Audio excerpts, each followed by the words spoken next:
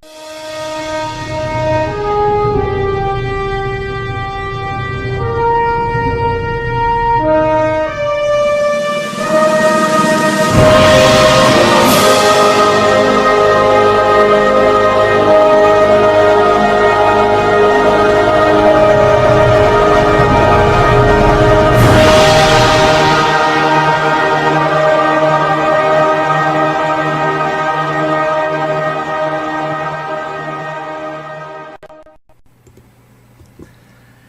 evening, everybody. Welcome to Film Snobbery Live. I am your host, Nick Baisley. I am joined by my co-host, as usual, Mr. Jerry Cavallero, director of Stuck Like Chuck, available shortly, August 15th, 17th? 15th? 17th. I knew I got the date wrong. Sorry. But I want to welcome everyone to the show tonight. We've got a great show for everyone. I'm actually really excited. We got a great guest on. He is the director of the awesome web series Vampire Mob, and he's got a lot of other talents, as we're finding out here behind the scenes too. We're going to talk about a little bit about all of those. I want to first thank, I don't know if I've wore this on the show before, but I'm going to thank the people who got it. I'm wearing a shirt here for American Norton. It's a direct documentary that is actually being filmed right now about Norton motorcycles by Mr. Tom Parker. He was actually nice enough to come down to the studio personally to give me this shirt, and I told him I'd wear it on, the next show that I had it, available. So American Norton, check it out. It's going to be coming out, so film festivals and stuff like that, keep an eye out. He's the director of a previous another motorcycle documentary called The Fowler Formula. I saw it at the Orlando Film Festival last year. It was actually really good, really well shot. It was his first documentary, so I'm really anxious to see American Norton, just to see how he's grown as a filmmaker, what lessons he's learned kind of as he's grown. Really excited. He's doing a nice little road trip type of deal kind of around the country. So very excited for him, and glad to see that he's out there and he's sustaining himself as a filmmaker. So we've got a great show for you guys. Other than that, again, we have Mr. Joe Wilson, director of Vampire Mob, who's going to be joining us very shortly. We also have our Indiegogo Project of the Week, and then we also have something else I want to talk about a little bit later in the show. I'm going to kind of hold it as a surprise for now, but stay tuned because it's awesome. And obviously, once again, we do have a contest where this week you can win a Movie Maker magazine subscription as well as a T-shirt courtesy of First Glance Film Festival. So, which is they're actually going to be in Philadelphia in October. So, kind of. If you're on the East Coast, there's no excuse to not go to this festival. Come up from, Florida, come down from, where I am in Massachusetts. I'll be there, so at least that's the idea. So it's going to be really good. I want to go ahead real quick. We're going to jump right into it because we've got tons of show, lots of stuff to cover. I want to go ahead and I'm going to show you guys the teaser trailer first for Vampire Mob, for Season 2 of Vampire Mob. And when we come back, we're going to talk with the man himself, Joe Wilson. So stick around. We'll be right back.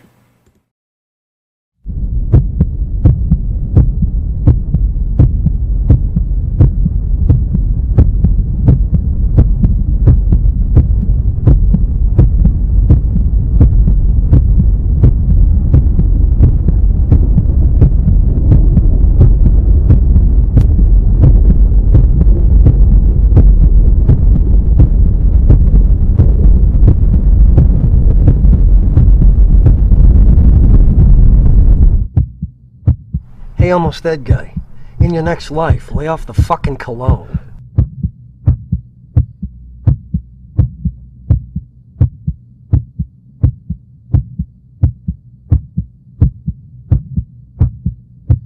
I love that right there at the end. This is Indie TV. Ladies and gentlemen, I want to welcome our guest tonight, Mr. Joe Wilson.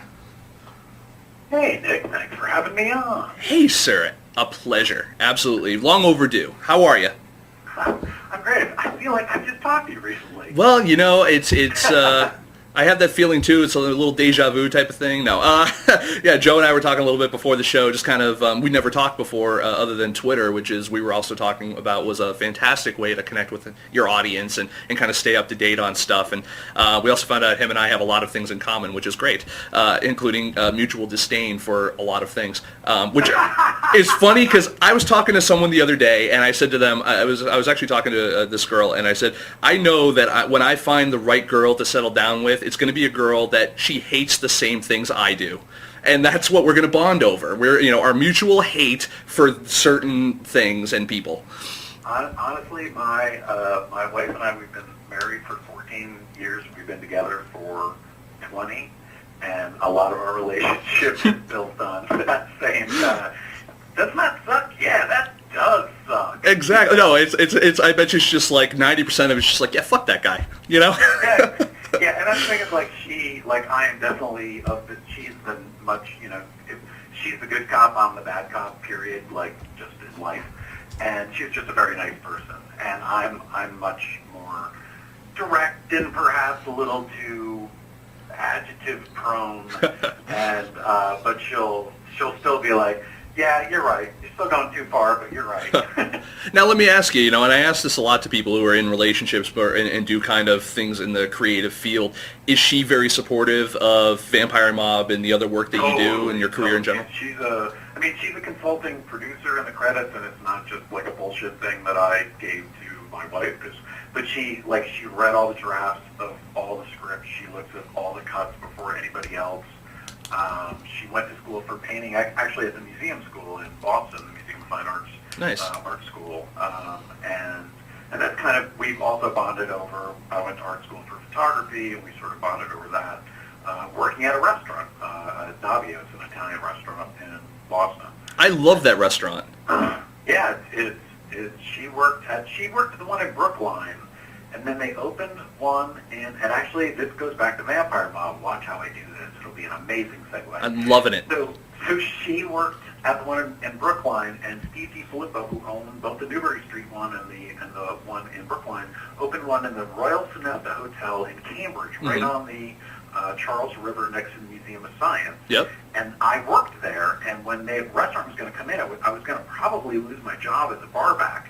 And so I applied, and I ended up bartending for Davio's, and that is how I ended up meeting Mafia guys, because we were right around the corner from the Cambridge courthouse. Yep, Boston Mafia. Gotta love it. Yeah, yeah, and I lived in the North End in the late 80s when the Patriarca family got busted. Mm-hmm. And we had a couple of regulars who were mob guys, and then I had this one guy who was coming in like, I was working the day shift when I first started, of course. So I'm getting this guy, he's coming in at like 11 o'clock in the morning, and he's drinking an espresso and Sambuca, he's got the turtleneck, the jacket, really charismatic, charming, really nice guy, and I find out that he is Frank Salemi Jr., Cadillac Frank Salemi, who was supposed to take over the New England mob. And then somebody tried to kill him in the late 80s. He went and hid out with John Gotti in New York, as the story goes. And then, so I've got this guy sitting at my bar. I had no idea who he was. And one of the other bartenders was like, you know who that guy is? He's like the son of the guy who's supposed to take over the mob. And he offered me a job at the strip club that was in the old Channel Rock Club in Four Point Channel. And he offered help getting me studio space, like really nice guy. And then one of the bartenders, like 11 o'clock at night, my phone rings, and it's Elaine from Revere. And she's like, Joe, turn on the fucking TV. Frank's on the TV. And the FBI set up a production company in Santa Monica and busted Cadillac Frank Salemi, Frank Salemi Jr., and Whitey Bulger, and a bunch of other guys for racketeering back in 1995. And that was the end of him coming into the bar. Wow, that you just gave like everyone a brief history of Boston, and the funny part is like that's the only interesting parts of Boston is all the corruption. Yeah, well, I mean, there's other interesting things too, but yeah, the Boston Mafia, man, I based the world of Vampire Mob on kind of like coming, like we don't. The audience doesn't know the off-screen logic of sort of how I have it designed, but the idea is that this is after a major bust like the one that they just did in New York. And so there's no power, there's no power structure. It's a mess. People are, and that's why it's been great for Don. And so I actually have a character in Vampire Mob called Cadillac Frank. Nice. Now, for everyone out there who I know everyone should be familiar with Vampire Mob by now, but let's go a little bit backwards in time here. You know, you're in season 2 now. You had obviously it must have had a successful enough season 1 to warrant a season 2. How did you kind of get started with this? I mean, obviously we kind of have an idea of where you came up with the thought and the plot for this. But now, you know, how did you go ahead, you know, casting and getting everything? How did you get from Boston to L.A.? I actually, let's see, I'll compress a tremendous amount of history in 60 seconds. Started as a kind of photojournalist, documentary photographer, got really frustrated with the media and was trying to do commercial stuff to pay for the more kind of social, whatever stuff. And then just kind of came to the conclusion that photography, which I wanted to do since I was 11, I went to school for it and I'd been published in newspapers and magazines and done like fashion spreads and all that kind of stuff. I just hit the wall and I just stopped. And I was really like kind of classic post-art school, you know, working at a bar or hotel, and I was drawing in sketchbooks, and I really had no idea what the hell I was going to do with my life at all. And I kept drawing these things, and I'm like, you know, I could build this. And I started to build one of them, and I didn't know I was kind of like starting to make installations, and I ended up being like an installation artist, and then I started getting into, like, and all my stuff was like videos, like motion controlled, and then I started getting into performance art, and then I started doing stand-up comedy, and I wrote a solo show, which ended up getting a grant, and I got to tour with a little bit, and then I co-wrote and performed another show at Mobius in Boston. Mm-hmm. I was a member of the Mobius Artist Group, which is Boston's artist-run center for experimental work in all media. I can still do that. But it was cool because it was like, you know, dance people, sound people, musicians. So future waiters and mall workers of America. No, actually, everybody, they were all professors. Oh, that's at good. Brandeis, at Berklee College of Music, at the School Museum of Fine Arts. Oh, wow. I was the only waiter. They were all professors. And so I did this show called Subject to Stress, and it got noticed by Carsey Werner out in Los Angeles that made like Cosby and Grace Under Fire and Roseanne. Mm-hmm. And I had no idea who they were. No idea. Like I'm talking to them, and they're like, "Hey, we're reading your reviews in the Boston Phoenix and the Globe, and you know, it sounds like you're doing some great stuff." I'm like, "Thanks." I'm like, "Hey, so what do you guys do?" I'm like, "Well, we make Cosby and Grace Under Fire." I'm like, "I have heard of those TV shows." I had no idea who I was talking to. And that just kind of got the door going to L.A. and sort of was doing the writer stand-up actor thing, did a pilot. Actually, I told you, I did a pilot with Michael J. Fox. Yep. And his wife, Tracy Pollan, for it was DreamWorks. It was a big pilot. Tony Roberts was in it, Phyllis Diller. It was like 98. It was like a year after I got out here. I got really lucky. It was a small part, just 2 scenes. But it got me into the Screen Actors Guild, and it was a week before he announced he had Parkinson's. Wow. We shot the pilot, and then he announced it. And I think, and nobody, you know, none of us had any idea. It's just that, you know, again, nicest guy in the world, Michael J. Fox. Like, he came up to me and said, "Hi, I'm Mike Fox." And I almost was like, "No, actually, you're Michael J. Fox. You're saying your name wrong. And you're very, very short." You were like, you were Teen Wolf. Yeah, kind of. Yeah. And then I sort of went through a similar thing where I was just like, you know, I'm spread too thin. I'm going to auditions and doing stand-up at night. I'm just taking screenwriting classes. I've got to pick something. And so I backed off stand-up. My agent retired. My acting agent retired. And I'm like, you know, I'm just going to focus on screenwriting. And I banged out a bunch of high-concept features and, you know, won some contests and film festival stuff with screenplays and got managers and stuff happened, and then it didn't happen, and all the typical horror stories. And I wanted to just see something on a screen, and I wrote shorts. And then once I saw what directors did the comedy that I wrote, I was like, well, I can do better than that. And that's when I made Tickle Me Harder, the celebrity sex tape of Tickle Me Elmo. Yeah, and you know what? I'm gonna actually treat my audience real quick to. I don't know if we can play the whole thing, but because it's 4 minutes. It's a lot of Muppet porn. Yeah, pretty much. But I definitely I've actually got this queued up for you guys, and I will warn everyone: keep the children away from the computer for like a minute or two. No, actually, they might learn something. So I'm actually going to show that to you guys right now. We'll be right back in a minute with more Joe Wilson of Vampire Mob. We're going to talk a little bit more about what he's doing right now, how we got everything together, and where Vampire Mob is going in the future. But first, a little Muppet porn. So stick around. Be right back. Dr. Mardozo's Traveling Sideshow.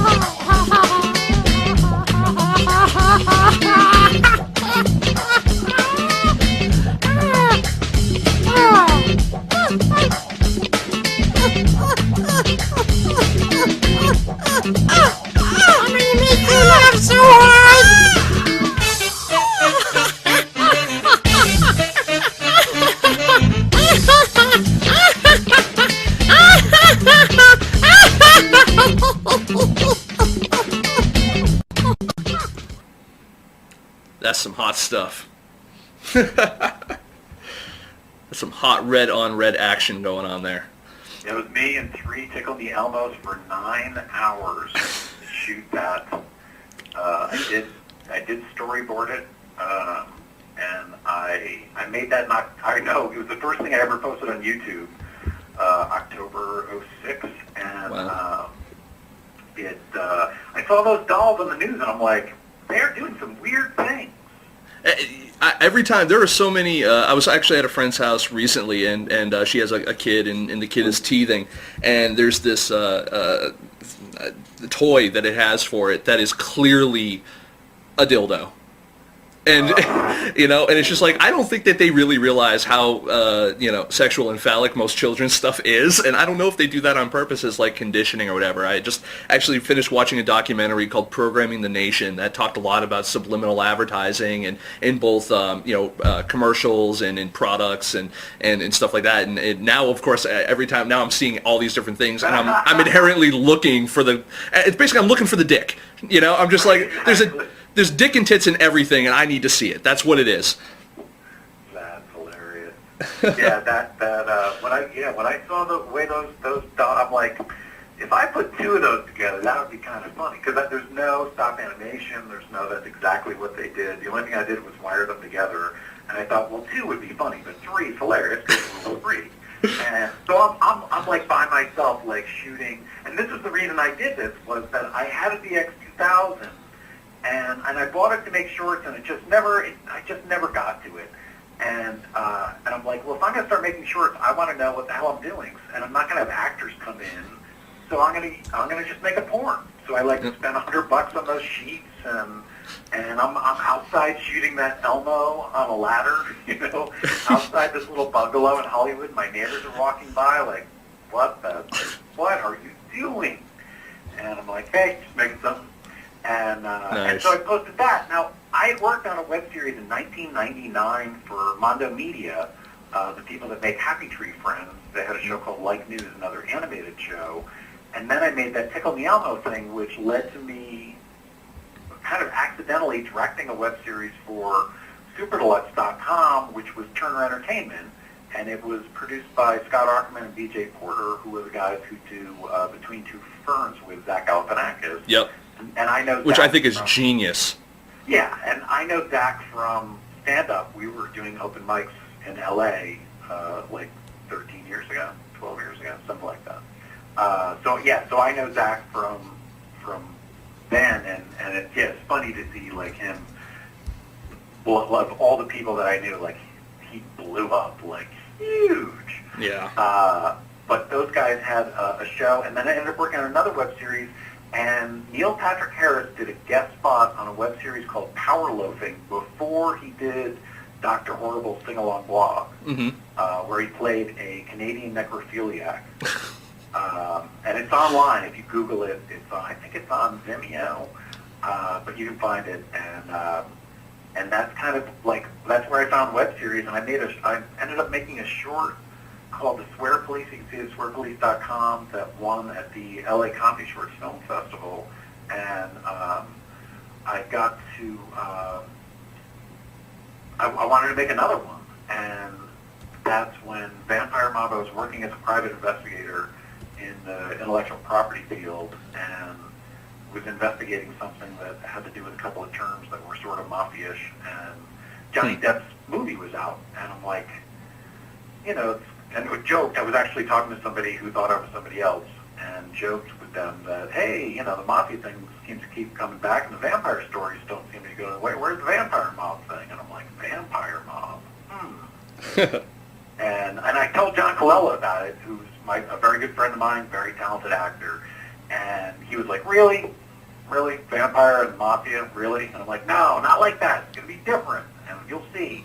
So I wrote it as a play first, at the Russell Group Theater, a little 10-minute play, and then I started cooking it, and I'm like, it would be much better as a web series because I could keep going. This is such a fun world. I can have a lot of characters and guest stars, and and we have 21 actors, including Emmy winner Marsha Wallace, who's Mrs. Krabappel on The Simpsons, Tony winner Ray Allen, who was Steve Buscemi's character's mom on The Sopranos. So it's so weird that we have Tony Soprano's aunt on a mob show. Is Don's mom. Is actually the hitman's mom. She is not a vampire. And to watch her go head-to-head, we have Kirsten Banks-Ness, who's on Criminal Minds, Retta, who plays Donna on Parks and Recreation, Andy Lauer, who's Emmy-nominated actor who was on Caroline in the City. Now, is this a SAG production? Yeah, it's a SAG show. It's SAG New Media. SAG New Media, right. So it's even more indie than SAG Indie. I agree. And we have Chris Mulkey, who's on Boardwalk Empire. He was on Twin Peaks. He was on Justified this season.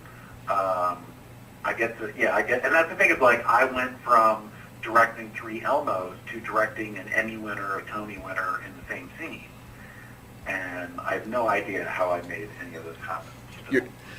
And you know, it's really kind of, it must be a testament, obviously, to your ability to get your work seen. I mean, I think when I was looking at the Tickle Me Harder thing, I think it had, like, and given it's an older video, but even that had 606,000 views on it.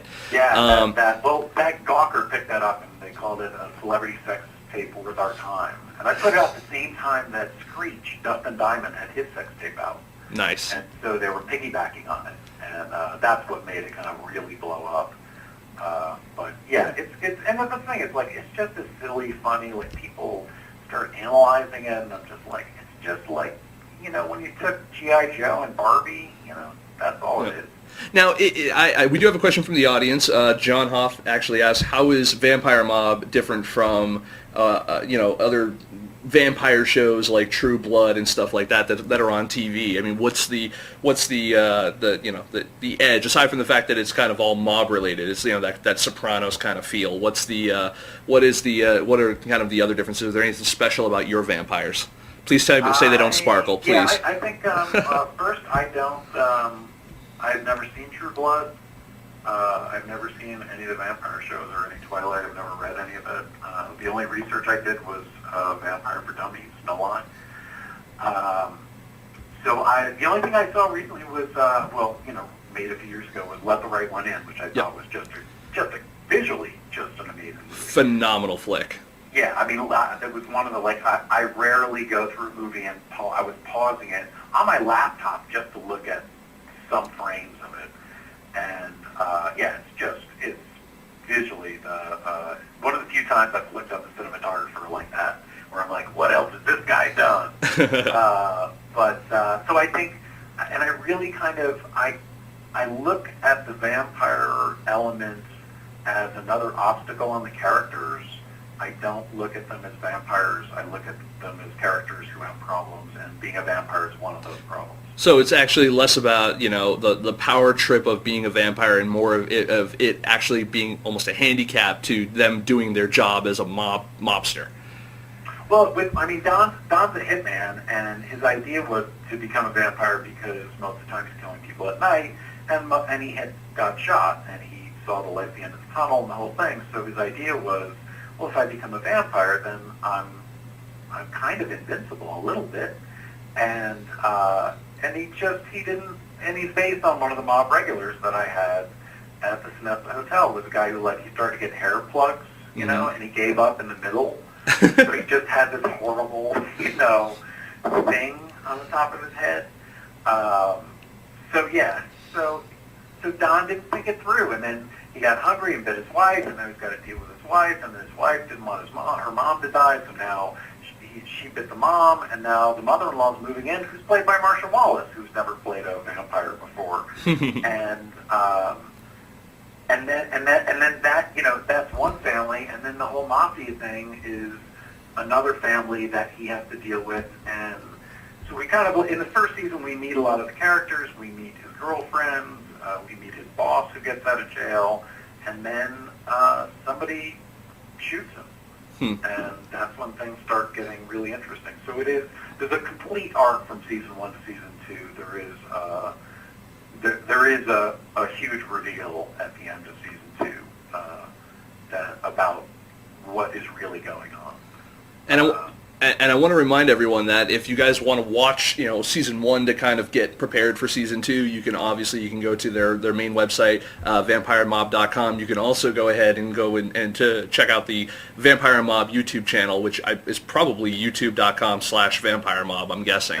That is it. That's the one. And see, I also have a bunch of behind-the-scenes stuff on that, too. Yeah, no, I saw you have blooper reels, you have some other scenes and stuff like that you guys have out there behind the scenes and all that. I've got let me see if I can get a pic up here of some of the ladies you've worked with here. Look at them. All right, nice stuff.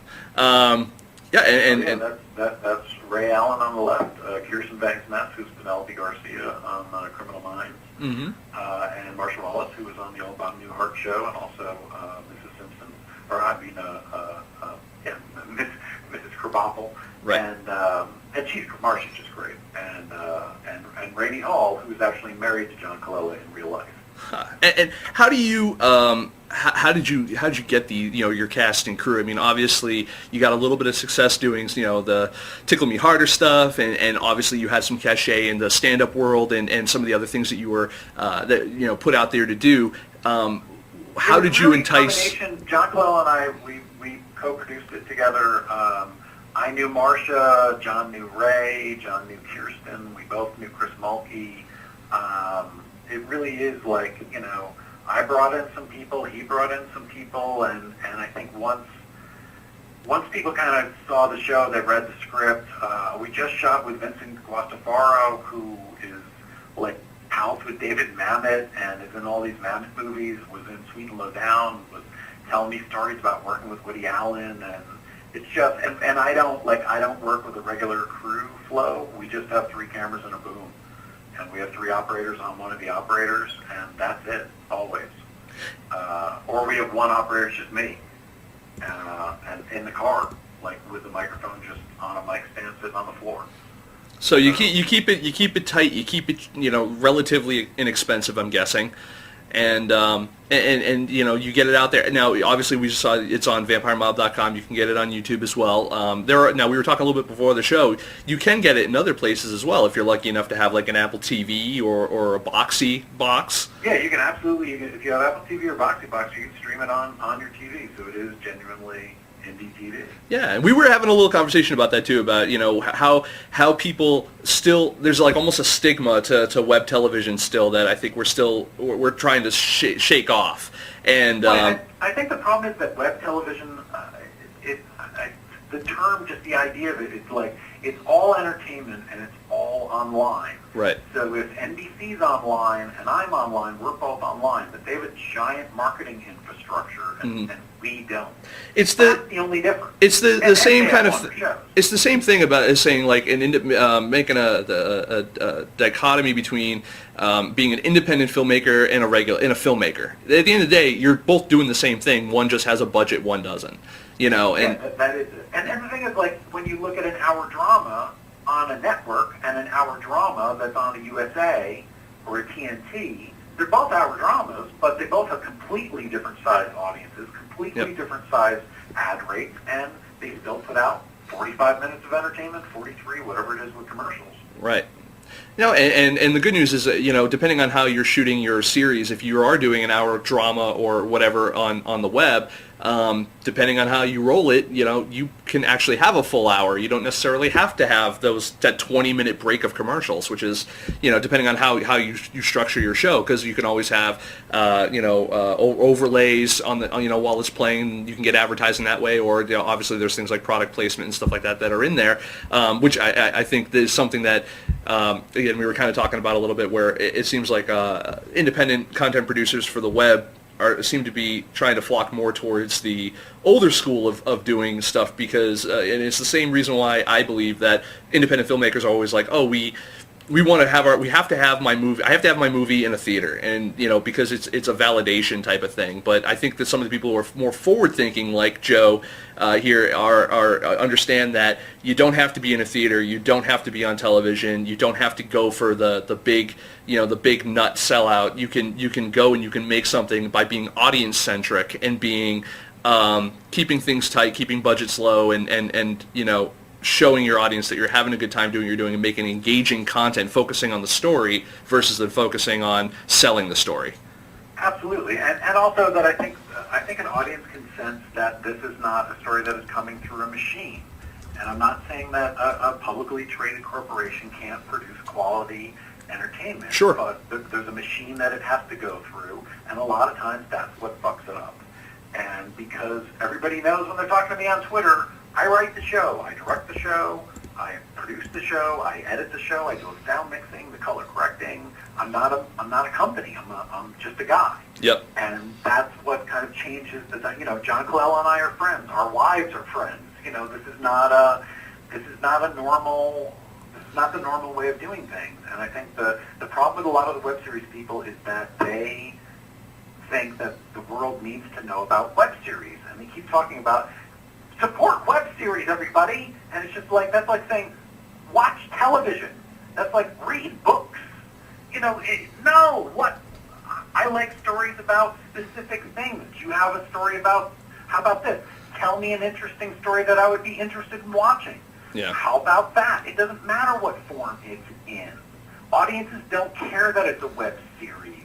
Yep. They care about the characters and the story. That's what all of us, that's why we watch movies or television shows. All these web series people who keep talking about trying to champion the form of web series have their heads up their asses, because people don't think like that. Yep. It's the future, assholes. Wake up. I think part of it. Telling stories. Yeah, no, and part of it, you know, from a consumer basis, you know, an audience basis is where can I see it? You know, I mean, where, you know, TVs have things like Netflix and even Twitter and social networks and stuff like that built into them now, where you can view things from, you know, whether it's Vudu or from Boxy or, you know, a number of other you know, distribution sources. You can watch web television and you can consume it on an actual television, and so the barrier of I have to have a computer and an internet connection to watch this stuff is starting to get a little bit more blurred. So, you know, you can go and watch a shitty, you know, sitcom. You have obviously the choice, but at the same time, you also have the opportunity to watch an innovative web series as well, and you can consume them both from the same seat. Yeah, and I think the thing is that the other part of this is that I didn't write. I mean, Vampire Mob obviously has some genre mashing up going on, but I didn't write a show for a demographic. You know, I didn't write a show. You know, I wrote a show that has profanity in it because that makes sense. Yep. And that is going to turn off sponsors, and I don't give a fuck. You know, I didn't. Then I'm what I everyone say frack. You know, come on. this is what makes this authentic to me, is because we're really doing this. This is really, that's John's kitchen. Don's kitchen is John's kitchen. We're using the tools available. Shiloh the dog, that's John and Randy's dog. Yeah. So yeah, I really think that it's possible to tell a good story independently, because I've just, I've had offers from companies that had an interest in Vampire Mob for various things, and I started, and they wanted notes, they wanted me to shoot establishing shots, they wanted me to do a lot of things that I didn't want to do, and I didn't want to give up control, because if somebody wants to show up and say, hi, we'd like to make this a TV show, I get fired, John gets recast, and the whole thing gets fucked. Yep. That's what's going to happen. Now, speaking of people saying, hey, I want to make this a TV show, we did get a question from the audience, and it's something we were actually talking about a little earlier, which First Glance Film, our buddy Bill Ostroff, and the purveyor of contest goodies for tonight's show, and most shows leading up to the First Glance Film Festival in October, he actually asked, what do you think about, it was the question about Dick Clark Productions buying the Streamies? Yeah, it can't be bad, I guess, potentially, for more people to know it. I mean, they're developing a show, so they don't have a network. Most likely it's going to end up on buried in basic cable. But, if it helps bring more people to stories, I'm all for it. I honestly, I think the best thing that happened to web series this year was that there was no streaming awards, that there was no award show period. And because I think it's making people realize is that nothing is happening. A lot of tiny little things are happening, but there is a tsunami of content headed toward the internet right now. And there are going to be way too many shows, and everybody thinks that they're just going to make a show, and an audience is going to watch it, and some network's going to show up, and they're going to get an agent, and everything's going to blow up, and it's like, hey, dude, how about this? This is the first time in the history of storytelling that you've been given this much freedom with this much quality and this much distribution. Yep. So if you want to go give that up to some sponsor, some company that's going to tell you what to do and chase awards and all the rest of it, good for you. Enjoy your life. I'm going to go tell a story like I want to tell it to an audience because now I can. Yep. We're shooting with 5Ds and 7Ds. I saw this. Our trailer was projected at the Egyptian, at the American Cinematheque. I did a panel there, and they projected the season 2 trailer. Yep. Fucking looks amazing.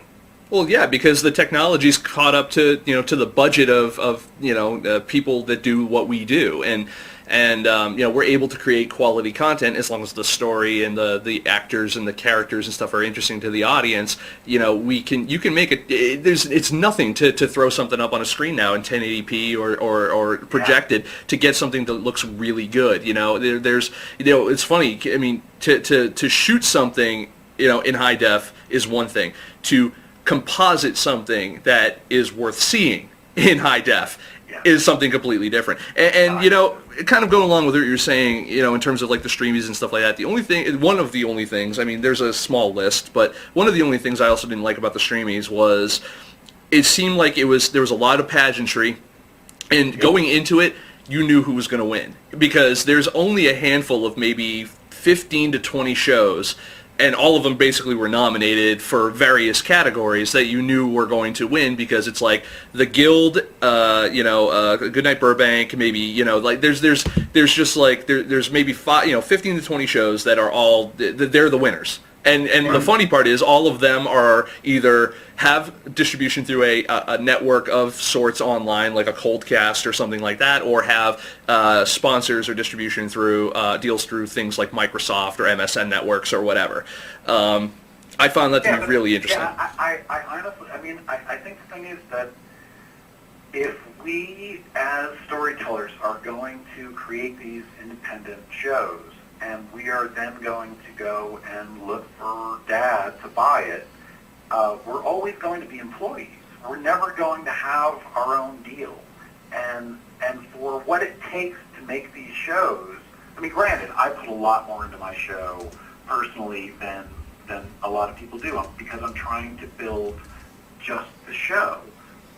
Because I think that it's possible to get something big enough, because our audience donated the money. Like, we tried to raise money on Kickstarter. We got to 6,000 out of 10. We lost everything. Ugh. We started up again, and we raised 10,000. We had to stop production in the middle because we ran out of money.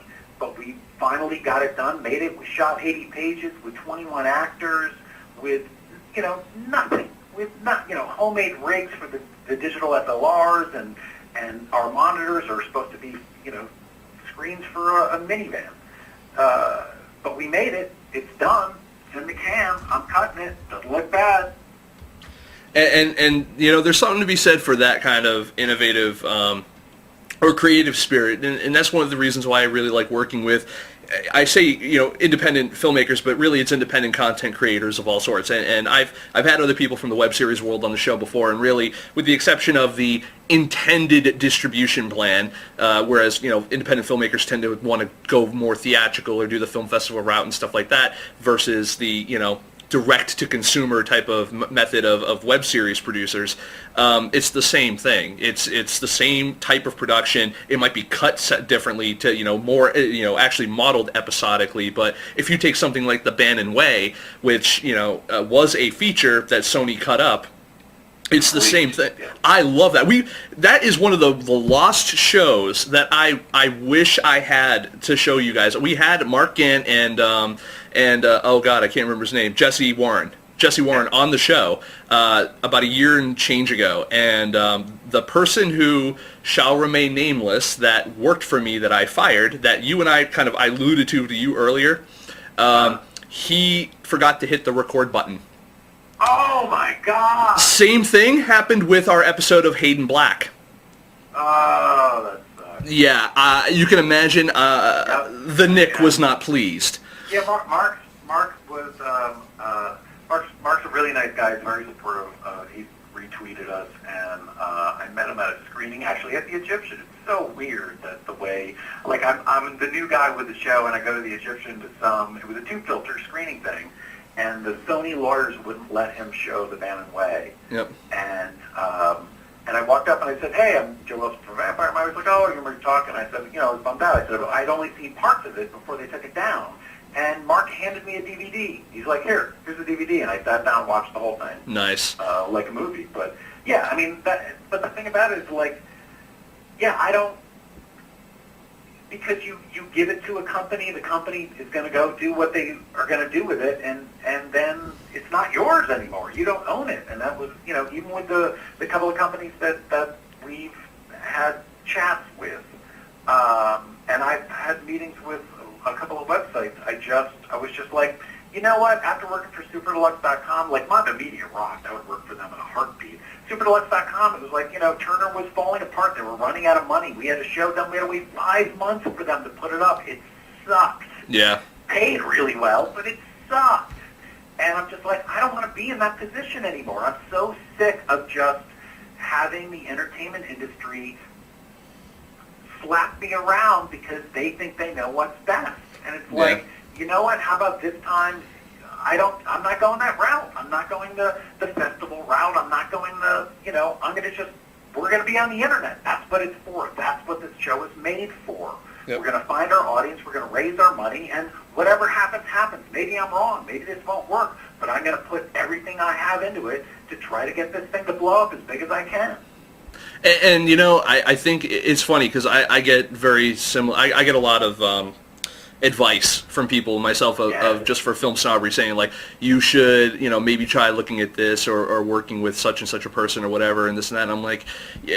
And then there's even the dilemma of, if I don't make enough money to cover things like, rent, do I go ahead and do I get another job to sustain this? And it's just like, no, I came to a very important decision recently, as a matter of fact, where I said, no, I'm better served doing this and doing this as best I can to get it to a point where the show and the site and I can pay for myself and do what we need to do and grow. Without the working for other people, or without, whether it's within the industry or not, it's tough, doing these web things, because it's such a scattered market too. Yeah, it really is. I mean, what I try to do to even do this, and I've talked about this on the show before, is I've tried very hard to get people to not necessarily even sponsor us with money, but there are things that we need for the show that we can't get because they are too expensive, and even if we raised money, it would be it's not, that money could be used for other things. You know, I mean, like for Wirecast, we use for our broadcasting system. It's a $600 piece of software that they were like, here, you can have it. And I asked, same thing with Sony Vegas, which we use to edit all our shows. When we do, at interviews and stuff like that, we do all our post-production, we do it in Sony Vegas. And Sony has had no qualms. I got to give them huge props for a second. They've had no qualms over the past 3 years just being like, here are thousands of dollars worth of software, just multiple copies of Vegas to either give away or to just stash for us and stuff like that. And it's not even so much that they're lending us their software to pimp out what they do, to help them out, but just having their name attached helps us. It's like people say, who do you work with? I work with Sony. I don't have, for stuff like people like us. I mean, I'm out in Massachusetts, so I don't have the luxury of going to all the swanky parties and going and really meeting people on the level that you can on a daily basis in New York or LA, although that may change in the near future. I'm trying to relocate to New York. But it's really difficult, and relying on people who can help you out in that regard, not necessarily always monetarily, but even helping out with product or services to help you out is always good. Joe, do you kind of have any insight into anything that you've done with Vampire Mob to get help in that kind of regard? Well, what's funny is that, I live in Los Angeles, and I don't go to any swanky parties. And John Colella and I were neighbors, and that's kind of how we got to know each other. And I saw him in a play. He saw me do a one-man show, and then he was on a podcast I used to do that was actually where Tickle Me Elmo kind of came from.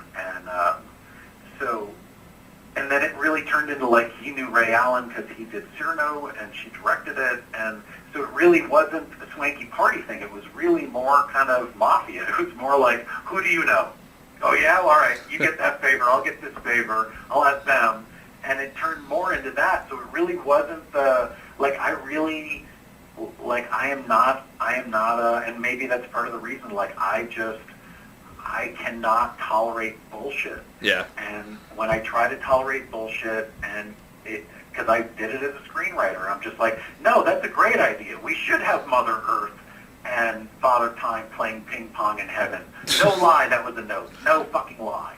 That was a note. I was writing a screenplay for this fucking guy, and he had sold something. It was like a $2 million, spec sale, and he was like, you're really talented. Let's work on this thing together. And I'm just like, so now it's just like, you know what? Nope, I run Vampire Mob like I'm in fucking Boston or the middle of the country or wherever. It doesn't matter.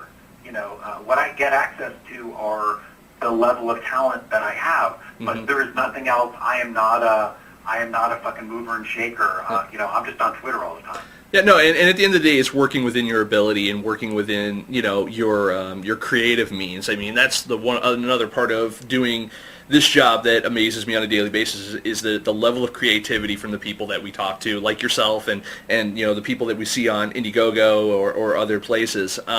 It's really great. I want to go ahead and I want to just throw another shout out again. If you want to see Vampire Mob out there, folks, you can go ahead to www.vampiremob.com. You can also go check them out on YouTube, youtube.com/vampiremob. You can also go follow Joe on Twitter, two different places. Obviously, you want to follow the official Vampire Mob account, twitter.com/vampiremob and /Joe Wilson TV. Make sure you add the TV in there because I forgot that earlier, and because I'm an idiot. Joe Wilson, damn him.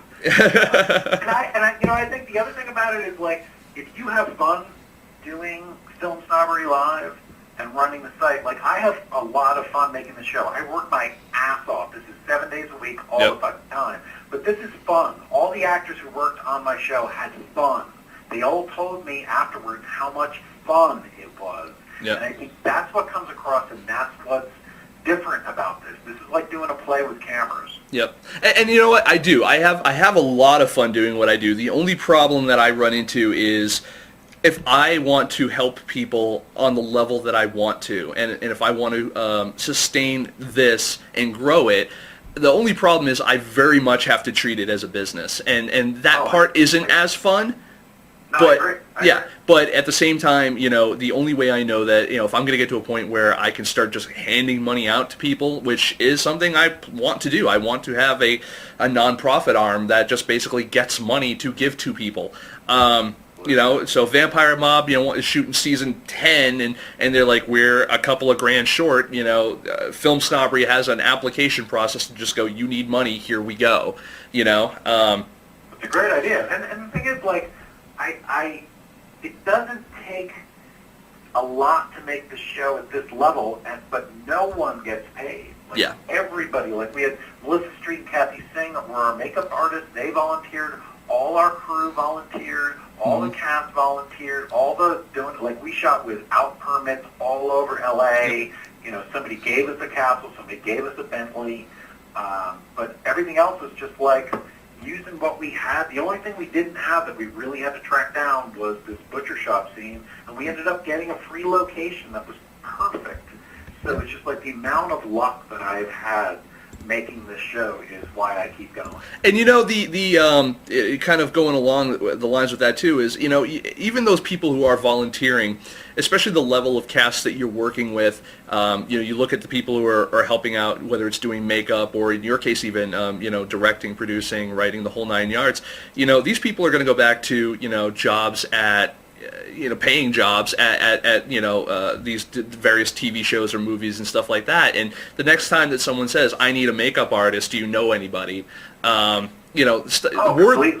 like that gets around. Like, especially if that makeup artist does a really good job on that actress or actor, that actor or actress is going to remember that, that person made me look good, so that's the person I want working on me. And the thing is, like, Melissa Street and Kathy Singer, they're such a blast to have on set. They're so much fun. Like, they're pros. Like, they work on commercials and Playboy shoots and all kinds of stuff. And for them to work on our show, because they're not local, like, they drove in to help us out, just huge. And they did, blood work and wounds, and on top of just making everybody look fantastic. And again, we shot 80 pages. That's a lot of... That's a feature. A lot of stuff. Yeah, it is really close to a feature. Yeah, the whole thing will run way over. And we worked with fight choreographers for the end of the scene, Jan Bryant, Dan Speaker, who had done Master Commander and Hook, and they do TV shows. They did our fight choreography, and we got to know them through them doing the fight choreography for Cyrano de Bergerac. But John does the big, sword fight poetry scene with the nose, which actually shot on my 5D. If you look at the Vampire Mob YouTube channel, it's up there. He's an amazing actor, John Colella. Like, for him to just do this kind of like, hitman character, I mean, he brings a lot to it that it doesn't turn into a caricature at all. But his range is amazing. Amazing. Awesome. And now I got to ask, because I've kept you on for far longer than we normally go, and I'm completely cool with that, because I'm having a lot of fun, and you're a really interesting source of info, and I love the story that you have overall. I want to know, though, what are you doing next? I've got a ton of posts left on Vampire Mob. I'm shooting a music video with Mindy Hebert, who plays the opening saxophone before every episode. We're doing a real guerrilla music video. Kathy Singh's our makeup artist, so already we're kind of like, hey, do you want to work on another crazy project? And she's like, yeah. And Mindy and I just go out on Sunset Strip, just the two of us, and I have a cage on the camera, no monitor, we've made some great images. She's such a blast to work with. And then I really, I want to do a season 3, but I've said no to paying work, and I got to go make some money. So I either have to figure out some way to make a tiny little bit of money to cover the rent, essentially, so I can keep working on this, because I've just burned off a lot of personal capital to keep this project going. Yeah, beyond what the audience has. I know the feeling. It's just the only way we could do this. Yeah, no, and I know the feeling, and I love that your audience is being so supportive of what you're doing, and I love that it's really great, and I think it's very key to be able to have audience support like that, and have those evangelists who, when they see you're in a bind, next thing you know, you've got a PayPal payment sitting in your inbox, and our audience is just, I put the word out that we ran out of money twice, and and they show up every time they retweet the show, and like our views, we don't have 1 billion views, but man, I mean, our audience just, I talk to people all over the world every single day on Twitter, and they really have, because I work by myself most of the time. I'm writing it, I'm doing post-production. It's only when I'm shooting them with human beings. The rest of the time, I'm on Twitter. I'm just, my life is in front of computer monitors, and I love it. I love doing posts. I mean, it's a nightmare because it's 3 cameras. We got to do all the sync. It's all 7D and 5D. Yep. We shot with matching lenses, but man, it's a ton of work. But I love every part of this because there is nobody. There's no team. There's no post-production team. There's no pre-production team. I had a DP for 1 day. So yeah, we just kind of like Home Depot work life. That whole opening scene in season 2 of season 1 of episode 1 of season 2. That's Home Depot life. It's funny. It's funny. You when you sent me the picture of them, I don't have it queued up here, but I actually, you guys can't tell off camera, but I actually have those same lights, 2 light banks of them for the green screen. But I actually don't have them on right now. The good news is that the green screen's working with just one. I think it's a. Yeah, it looks great. Yeah. No, thank you. Yeah, well, it's only because I had a 3. Well, it's brand new in terms of the virtual set. I've seen the other setup before. Yeah, and that was absolute dog shit. I laugh. We shoot in a garage, and I love the other set because of the stuff that people sent in, and it was very garage bandy. But at the end of the day, I did have to make the decision of, okay, well, now we're on, in HD in platforms like TiVo and we are on Boxy and Apple TV and all these other kind of ancillary things. How do I want to package this show? And it's bad enough that I'm the face of it because I have a face for radio, as I've said before. And so, it's just, I wanted to do something that was a little bit more dynamic, especially because it is just me. We have Jerry, but Jerry's not here with me until I make a Muppet of him. Right. Well, the same thing as us. The first season, we shot standard definition with 10-year-old video cameras. Yep. Those are, VX2000 is like 1999. So then when we got to, when I knew that we wanted to do season 2, I looked at like the Zacuto shootout, and I absolutely believe the entire digital SLR Kool-Aid I'm in. But I don't have any Zacuto gear. I have a cage my father made from a plan on cheesycam.com. But I think that those cameras, what you can do with them, it changes everything. I'm just like, I shot with Canons when I was doing, photojournalism, so it's so weird to hold a 5D and know that I'm shooting video that's 1080p. It's just ridiculous, but it's the same thing. I wanted to upgrade. I wanted to be like, okay, well, if this is the future, if people can really stream this, then let's have this just dark fucking noir. Let's use these goddamn cameras. I'm going to write a story that matches this, and let's just go fucking do it. And if you look at the background of all the cars that are parked during that opening scene of season 2, it's so the cops can't see us. That's awesome. We had no permit, and those guns, I don't have permits for those 45s. They're not operational, but everything about them is operational except for the barrel. But I'm technically not supposed to have used them like that. So we had somebody who was literally, my wife actually was the cop lookout. That's a credit. Nice. And pizza was the code word, which is a problem when the pizza gets delivered. But and we had 2 pizzas, and they were just slowing down to look. But I stood where we were shooting and directed a cast and crew to park their cars in the parking lot. So yeah, if you look in the background, you'll notice that the cars are parked a little weird. That's why. Nice. My code word for that would have been like bacon, and then for pizza it would have been hot sausage. I don't know why, but we did have a not less of a question, more of a comment from our buddy here, Bill Ostroff at First Glance Film, the First Glance Film Festival. He said that Vampire Mob should play at their Vegas Horror Fest. I'll take a look at it. Yes, he'll take a look at it. So, I want to, unfortunately, we got way more show to get to, but I want to definitely talk to you more off the air, and we'll reconvene, because I think we both have some, well, I know you definitely have some interesting stories to tell. Hopefully some of the shit that comes out of my mouth is at least, tolerable for you. Yeah, And absolutely, and anytime, I'd love to come back anytime. I would love to have you. Honestly, this is one of those things that really angers me about not being in a more accessible location where I couldn't have you in the studio and just do like 10 hours of this and just cut it over time. Or you know what I mean. It's upsetting. The great thing about it is that we can do this now like this at any time, and that is what I love about all of it. That is true. That is absolutely true. And we have been known for, and Jerry can attest, and so can everyone else here in the audience, we are known for doing our like 8 to 10 hour shows just out of the blue on like a Sunday morning at 4 a.m. Like, it's just like, Nick's bored, let's go online. Actually, I did an interview on Black Sky Radio, and we went 3 hours straight. Yep. Yeah, it's easy to do, and especially when you got engaging personalities like yourself. And yet another thing we were talking about, off the air, was we were talking about Kevin Smith and how we both, to a point agree. Like, even if he's not the best filmmaker in the world, the guy is still has an audience, and the reason why is because he's such a dynamic personality, and that is the example I've given again and again to filmmakers, that you have to be the showman or showwoman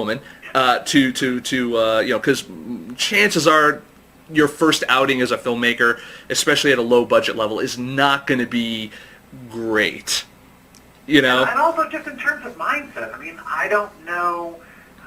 There's a victimology in the film festival model, and I understand, I like the LA Comedy Shorts Film Festival. I loved it. The award show was amazing. It was like they showed my short right after I made my awards acceptance speech, and there's Mark Hamill's in the room, Lorraine Newman's in the room. It was a blast, absolute blast. Like, name of my short on the trophy. Those guys could not have been any nicer. But I also think that, just being on the internet and doing things and talking to the audience, because of this idea of, because I know a couple of filmmakers that I've spoken to, they're like, I just can't do it. Yeah. I can't do it.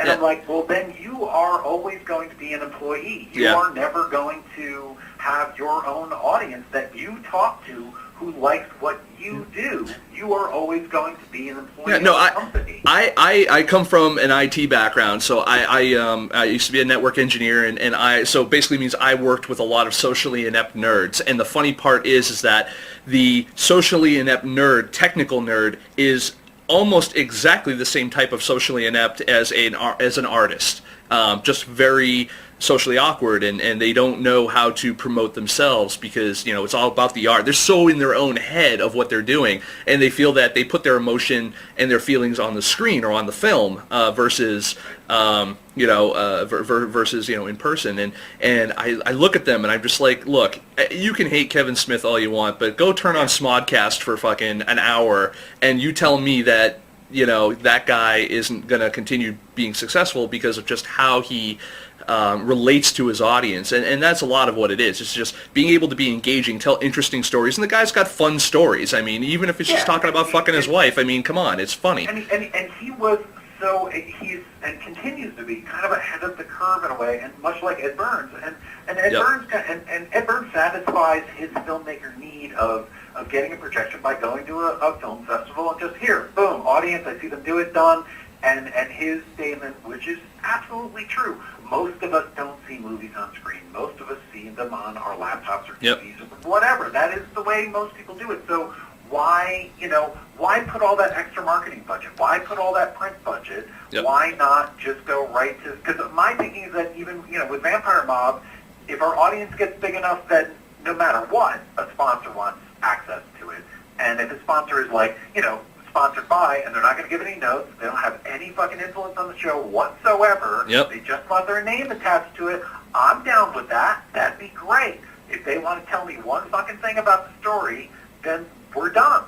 Sorry, I didn't get into this for that. It's not worth, I put way too much into this to screw this up. I'd rather walk away, lose everything, Because this is not a profit venture. It's not going to be a profit venture. It's going to be it's like a band that we made an album. We got some great songs, but we're still local. Nobody knows about us. We don't have a major label, and we're just trying to build.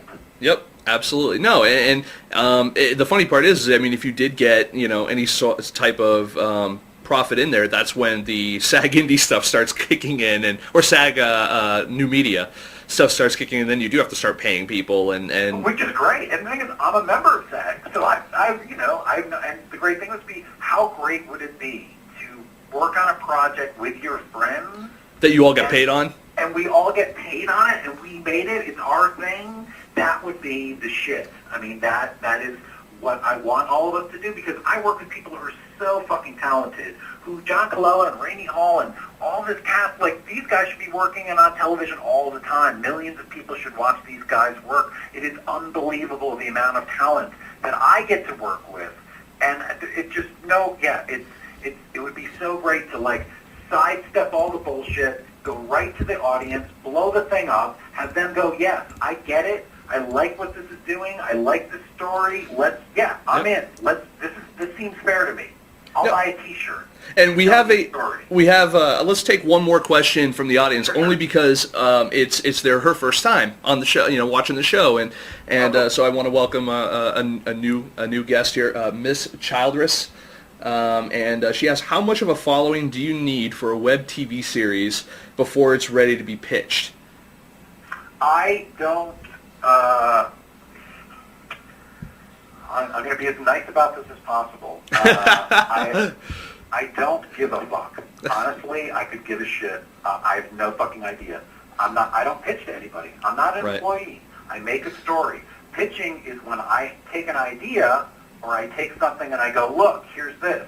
I'm not interested in, we raised $10,000. If you look at our views, it doesn't match. Yep. We can never make that in advertising dollars, and our audience isn't big enough for me to walk around town begging for some kind of marketing company or whatever to give us money, because we don't make something that is friendly to products. Right. We don't. This is about a criminal who swears and kills people. Yeah. That is not sponsor friendly. So No, there are, and all these kind of rules about how long a web series should be, and how do you do this, and how do you do that. How about this? There are no rules, everybody. There are no rules. Right. No, the rules. I'm saying this to Miss Childress. Don't get all caught up in that. When's the right time? This is just this is punk rock shit. Just plug a fucking guitar in and figure it out. Yep. Absolutely. No, tell your story, and do not try to, don't build the story on fucking demographics, don't build the story on product integration, don't try to figure out the magic puzzle that makes people fucking think you're a magician and a genius, and it's going to throw millions of dollars at you. It's not going to fucking happen. Find the good story to tell that you love, that you're going to go to the fucking mat to tell, because when you're done and it's over and nothing happens, you at least did that. You can look at that 5 years from now, 10 years from now, and go, that fucking rocks. I'm glad I made that. I made that on my terms, with no bullshit, nobody in my fucking way, because for the first time in history, I can. Stop being a bitch to all this fucking corporate bullshit.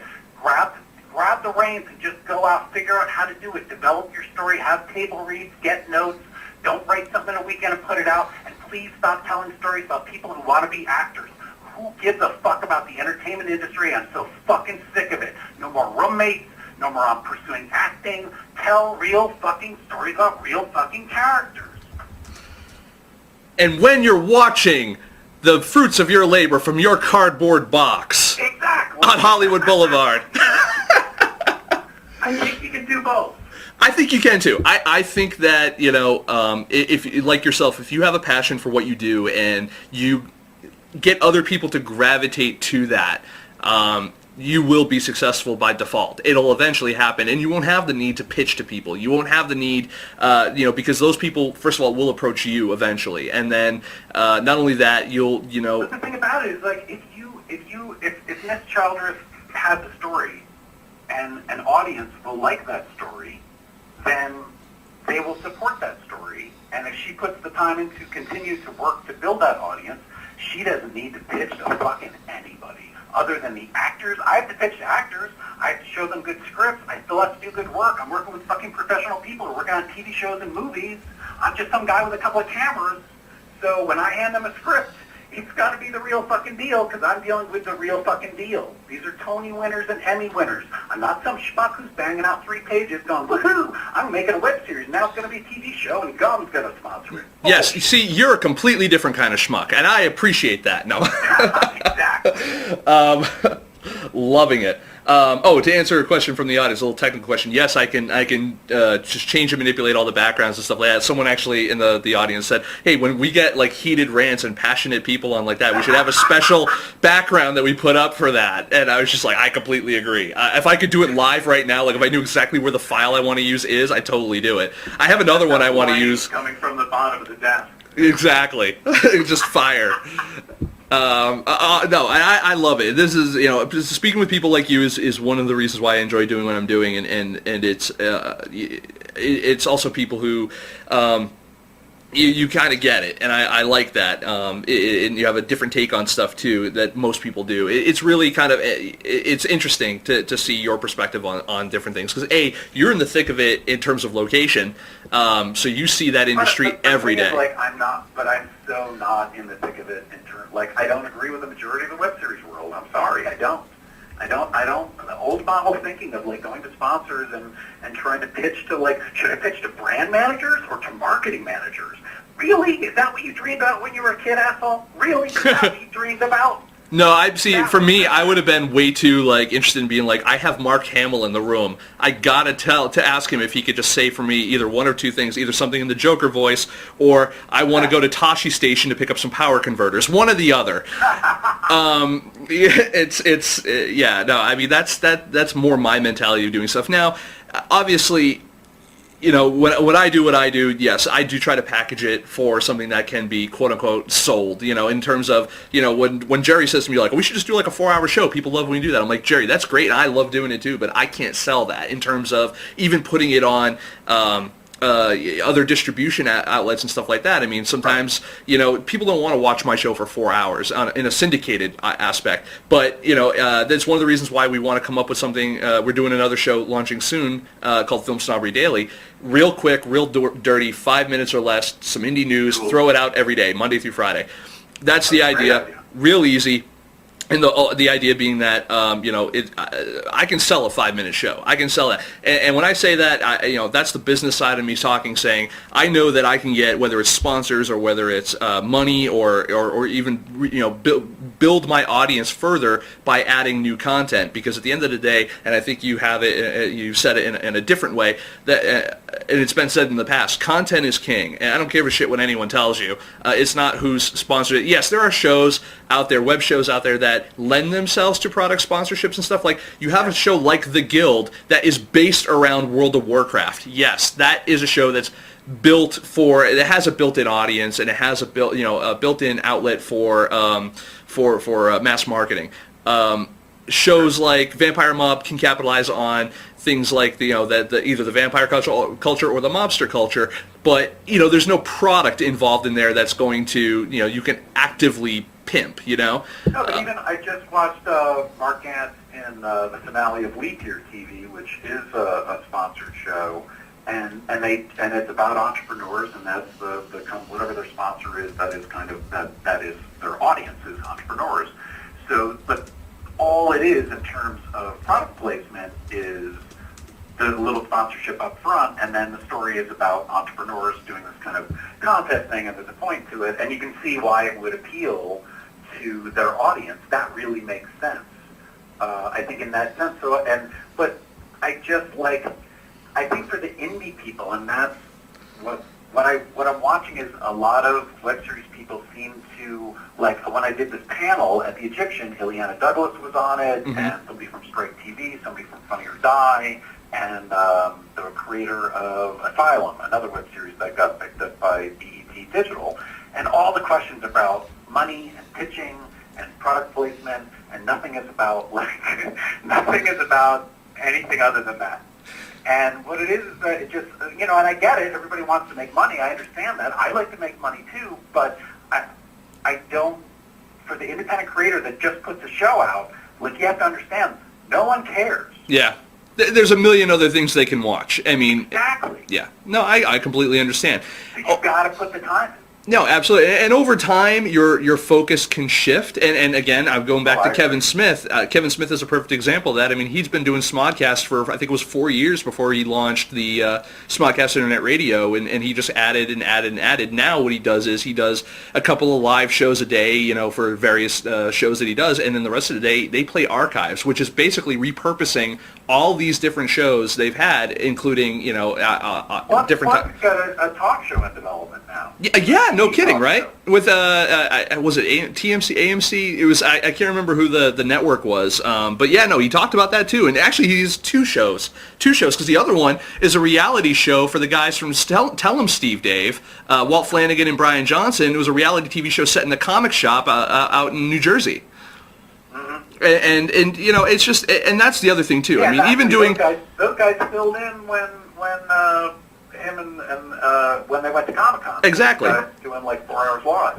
And that's the whole. I think a lot of the point of that too is Jay Moore. Jay Moore. Oh, I love his show. That guy. I like his show more than his stand-up. I agree. And you know why? Because even when he talks about it and his passion for stand-up comedy and all that kind of stuff, I don't know why. It evokes a very emotional response in me. You know, from a guy who's been to, you know, on Saturday Night Live and has done movies and done all these other things, and at the same time still manages to be engaging but humble at the same time. I was really kind of, because, you know, especially the characters they play, he usually plays kind of an asshole, and to hear him kind of not be that guy, you know, was really endearing to me. And the thing is, I mean, it's just, for guys like you and guys like me, these shows and building this content is one thing, and what that will do is that will lead to other stuff that will pay. You know, I mean, we might not make anything with our passion projects, like, you know, whether it's Vampire Mob or Film Snobbery or anything else, but, you know, Film Snobbery has allowed me to go and speak at film festivals and speak at conferences and events, and eventually things like that will also pay, and they do. I mean, you know, and yourself as well. You know, you're on panels and stuff too, and eventually you become recognized as an expert in that side of the industry, Yeah, and you'll I'm be actually a judge in the Burbank Film Festival. See, there you go. So I mean, I asked to do that because of Vampire Mob. Exactly. So I mean, it's just that one thing leads to another, no matter what you do. And what this is going to lead to right now is the next part of our show. So Joe, what I want to do is I want to talk to you endlessly off camera. We'll talk more and be hopefully just as candid, if not more so, when I chat with you later. I just want to finish up for tonight for everyone and that's watching now. And what we'll do is we'll have you on again. It's definitely going to happen. No, this is great. That's going to happen. So great to find some like-minded individuals out on the internet. Look, throw a rock and you're going to hit some asshole on the internet like me. Trust me, I've met a small wave of human beings who don't agree with my. I actually was asked at an IWTV producers meeting if my show was a hobby. and I just looked at the woman and I'm like, really, with an Emmy winner and a Tony winner, yeah, I'll make it a hobby. Yeah. And that goes right back to there was that article on IndieWire, I think. It was either IndieWire or Variety or something like that about filmmaking as a hobby. And part of it, there were two articles. There was one that was specifically for documentarians about it had to do with tax status in terms of you know, is filmmaking a hobby or not when it comes to documentaries. But there was another article that was out literally about is filmmaking just a hobby or not. And I can't remember where specifically the source, but I'm sure you're enough internet research and Googling will get that out there. But yeah, I think that there's.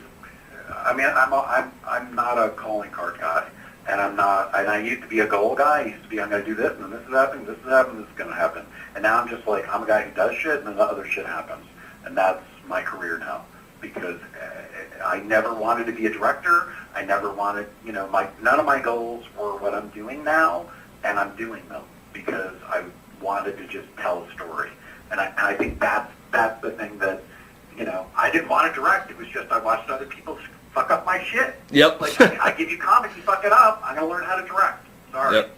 No, and you know what? That's exactly how I've grown what I've done to the point where, you know, I know exactly what I want now, and I don't have patience for people who either A, drag their feet, or B, do it wrong. It's just like, look, if you can't do it, I understand, but just move the fuck out of my way, and I'll do it myself.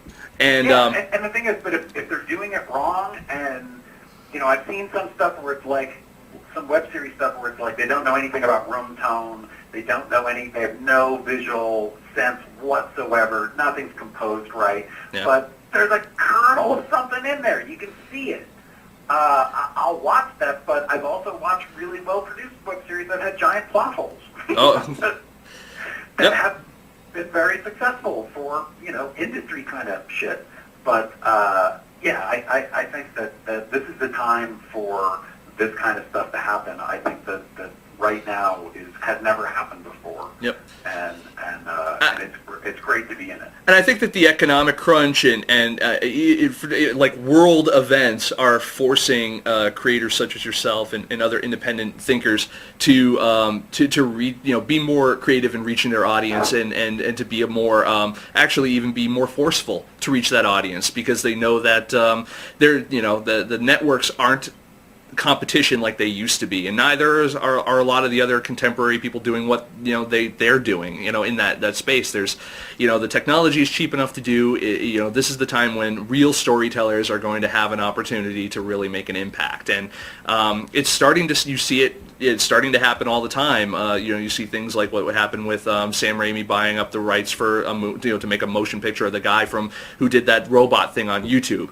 Right. And the same thing actually happened with, that was how District 9 got made, and very similar story. And you see this kind of stuff all the time, so I'm excited. That's true, but I think the thing is, like, that gold rush mentality is what is the problem with the web series world, is that they're playing that lottery ticket mentality instead of playing the storyteller mentality. No, and I agree. I mean, I subscribe, and I had this conversation with someone earlier today, actually from, I think it was when I spoke with someone from Indiegogo. I was talking with them today, and I said, I'm very much of the mind of the, in the end, there can be only one. I call it the Highlander method. And basically what that is there, at the end, there can only be someone to do something first. There can only be one first for anything. Everything else, there's a secondary set to that I call the Coke versus Pepsi, the taste challenge, as it were. But what it is next is, there can only be one guy to be the first guy to do, or girl, to do anything. The next thing is there's going to be the pale in comparison type of stuff. But in then that case, there can only be Coke versus Pepsi. So you have your two main competitors that are the people that do it, either next or whatever, and they compete kind of head to head. But there's enough usually market share for that. And then there's the Dr. Pepper, who is usually the tertiary. They don't do it quite as well, but they still get some audience from it. Everything after that is bullshit. You're not going to capture any type of significant audience market share. And at that point, and this goes not only from a creator perspective, but in distribution as well. I see distribution books and ebooks and all this other kind of bullshit out there all the time. They're like, I did it, so you can too. And I'm like, no, you can't. It's not. Especially if your movie is more than a year old, your information is out of date. And that it's unfortunate, because the industry is changing so fast, and the distribution landscape is changing at such a rapid pace that the content creators who wish to capitalize on it can't even keep up. The copycats can't even keep up. No, that's true. And the thing about with the distribution model, like, the idea of entertainment has always been mass audience. Like, that's what everybody wants. They want a huge audience.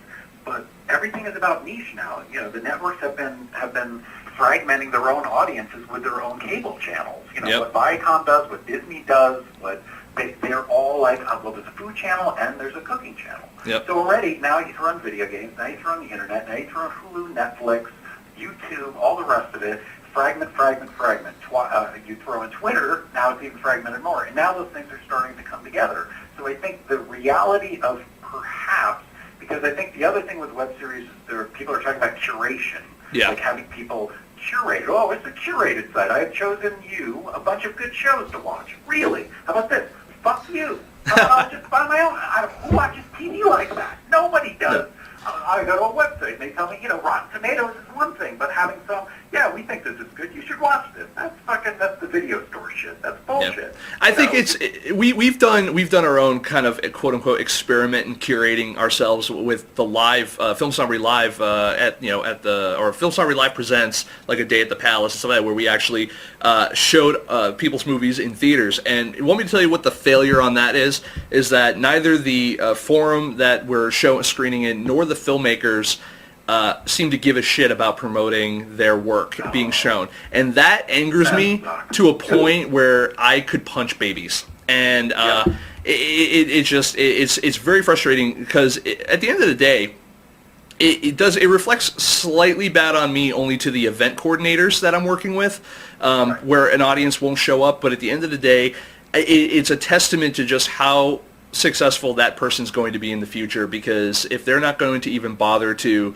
bring an audience to their own screening, it's retarded. It goes against what they set out to do. You set out to make a movie or make a web series or whatever the hell you're doing to get an audience, and not only to get an audience, but to put it in front of people who enjoy it, and because you enjoyed making it, hopefully, and you want other people to experience that story and that passion. I hope so, but it seems like, and I understand, more of the motivation is to get a job and a paycheck. And I understand, it all makes sense, but I feel like building an audience can be.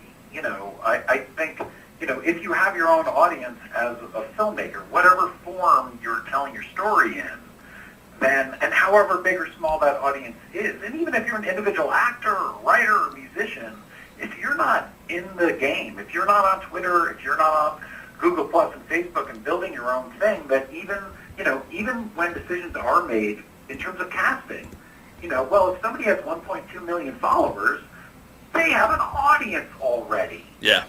Like Chris Hardwick I've known Chris since like 98, 99. I've done a lot of stand-up with him. Yep. And when we were fundraising, he tweeted about our Kickstarter campaign.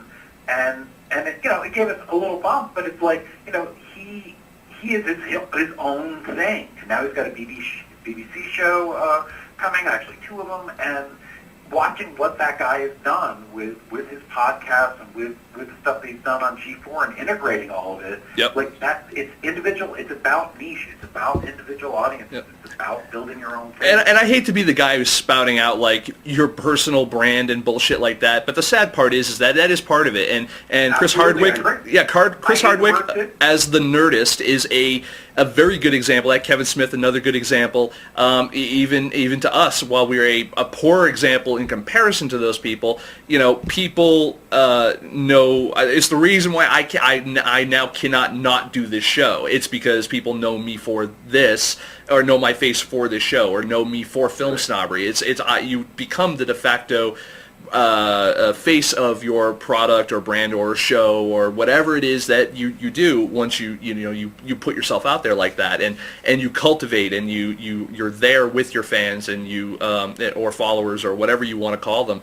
And I like audience. Just because I like feel audience. Like that's what they are. Yeah. And it's a little more like, I always feel like fans sort of, I don't know, it's top down. Yeah, the only thing I don't like about the word audience is that it implies that there's a lack of engagement in the word audience to me. I would agree with that. Well, actually, what's interesting is somehow the audience for Vampire Mob got the nickname the V Mob.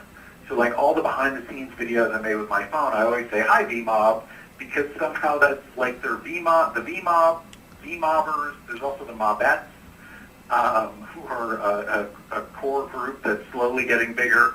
But Nice. So I do have that. But yeah, there's something about, because some people are saying that they're like we have a couple of quote unquote fangirls who are very appreciative of Mr. John Colella, let's say. It's a good thing to have. Yeah, no, trust me. We don't have that here. We have people who, Trust me, I'm an actor. You will notice I am not on camera. I'm not in the cap. Yes, but you know what? The personality. There's no doubt in my mind that you've not done, that you have done rather, stand up before, because you can tell you have, and not only that, practiced, because you have a very good rhythm to what you do and what you say, and as much as it sounds like I'm sucking cock right now, it's It's people Well, like... and also I did a podcast with Jackie Cation called The Dork Forest, which she's still doing, and she does that at Nerd Melt, which is Meltdown Comics, which is where Nerd Industries is also based.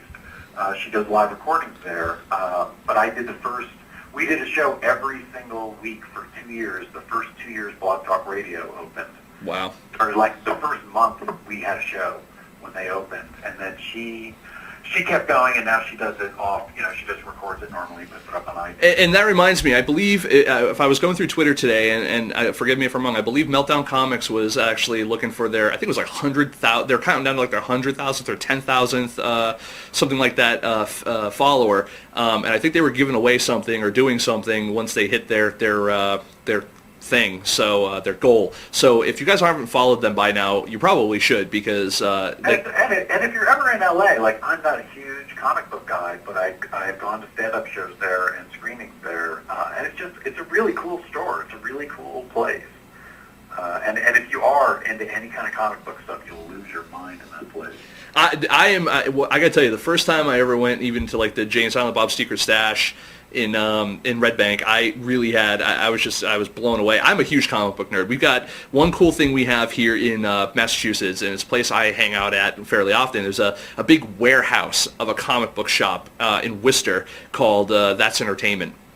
And I don't know that at all. Oh my God! This place it's like a huge, almost warehouse type of building, and not only do they have collectibles, all like they have toys on top of the rows of back issues. So like old like Star Wars toys and He-Man toys and stuff like that. Yeah. Like they've got them all there. They've got glass cases with the more valuable ones and stuff like that. Voltron and all that kind of fun stuff. But then all along the walls are first of all, they're a huge purveyor of independent books, and I'm huge about that. I love the fact that they really support independent content there. They got a whole wall just for indie books, and then they have obviously Marvel, DC, Dark Horse, all those guys in alphabetical order all along the walls, going stretching all the way, I think, on 2 huge walls of the warehouse.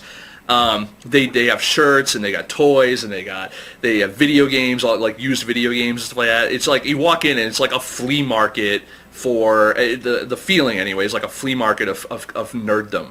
It's like you want to go anywhere in there, and it's just like I want to buy like an old Ghostbusters, like Venkman, Peter Venkman, from the real Ghostbusters back in the day, like the toy for like $3. You can go buy that, and at the same time, you can pick up 10 back issues of like Spider-Man 2099 and like the new edition of Ultimate Spider-Man where they killed off Peter Parker. Like, I mean, they just have everything, and it's just. Have you gotten into any of the electronic comics? Yeah. Oh, I actually, on my, which I don't have on me right now, I do have the Comixology app, and I do read some of the DC new releases, usually just like the teasers for them, but occasionally I'll buy some of the free ones, or buy, quote unquote, some of the free ones, and so that I do. But I'm waiting to get possibly, and this may happen, people, I'm excited, we may have a tablet coming here to the show, and I'm excited from a potential sponsor. I don't want to give out their name now because they're not giving me the product yet. But so at the moment, fuck them. That only seems fair. It does seem fair. But let's just say this particular product, it's a tablet, and I'm looking forward to not only what I can do on the show here with it, replacing this shitty laptop that's literally, if I unplug it, it will die. I will not have a laptop anymore. But the next step for that is I want to take it, I want to put in filmmaking apps on it, and I want to demo them at film festivals and at conferences and stuff like that. And I just find it to be a much more portable device for the world that I live in, especially because I do so much work that's already in the cloud. So there's not, and I'm a tech geek. I used to be a network engineer, so I understand how to use this for what I need. And plus doing impromptu screencasts and stuff like that will make my life. Yeah, I'm really excited. I really hope that this pans out. If it does pan out, I will be taking it to Alabama with me at the end of the month to the Sidewalk Film Festival. So hopefully that works. Yeah, because I really like part of the look of season 2 is very kind of graphic novel. That's kind of what my intention was. But it's been in the back of my mind maybe look at having like a parallel story that is like an electronic graphic novel, to make Vampire Mob, to have essentially a little arc that would be separate from the show, that would be done that way, because I just like the hard shadows and all the graphic stuff that I'm playing with in season 2. I love the look of that, especially with these 5Ds. It's crazy. Yeah. The only bitch, I would love to get a DSLR, but unfortunately for what we do, because I'd love to replace the Canon 5D, not Canon 5D, what the fuck am I saying? I wish I had that. The Canon HV30, HV40s that we have. I would love to replace that with with something like a DSLR. The only one, though, that will do video out for like this live streaming is the Canon T2 and T3i. Which I don't have a problem with. I would totally do that. I don't have a budget for shit. I got to be honest. I found something really interesting, and I don't know if it's just me or what the situation is. I found that when we do things like Indiegogo campaigns, and unfortunately we don't use Kickstarter because we're so tied into Indiegogo. I got my brand loyalty. I love my peeps over there. Hey, that sounds right. And the other thing is, like, I know what it's like to lose everything. Yeah. Yeah, and $6,000. The problem, even if you just got the $6,000, you didn't make the full. At least you walk away with fucking $6,000. I mean, start from zero on October 30th. Well, anyway, all through the holidays. The thing I noticed, though, and it pisses me off a little bit, is that I worked for the past 3 years or so, and this is going to be my little rant and my little bitch session, not necessarily directed to anyone in particular or the audience in particular, but it is what it is. I've worked my ass off for 3 years to promote independent film, whether it's been through reviews, going to film festivals, whether it's been doing a show like this, whether it's been, just helping other people by tweeting campaigns or doing whatever. The thing that pisses me off is that I'll go do an Indiegogo campaign for something that matters to me, whether it's to get us to South by Southwest for my speech I did there in March, or to get new lights. I am down to one fucking light that works now because the other two literally melted. And just there's a lot of things that I would love to go to my audience for. I can't go to my audience because my audience, whether it's because we don't have that tangible end product like you do, or like other independent creators do, like you do this, we get this happens. For me, this is an ongoing situation. So if I don't meet my goal, I think people just assume, well, fuck it, he'll be here next week anyway. It doesn't matter. I don't know what the mentality is, but the fact is that every campaign we've tried to run, with the exception of one, has not been successful. And I don't understand at the level that we play at, and not saying like we're a high level. What I mean is like we have a reach, an obvious reach of people that we've interacted with over the years and whatever. I just think, unfortunately, our audience is poor because they're filmmakers. They're hoarding their money for their productions. But I think the other part of it, and what I kind of realized during that Kickstarter campaign, is that when we lost all of that money and had to start over, it took us 6 months to raise $10,000.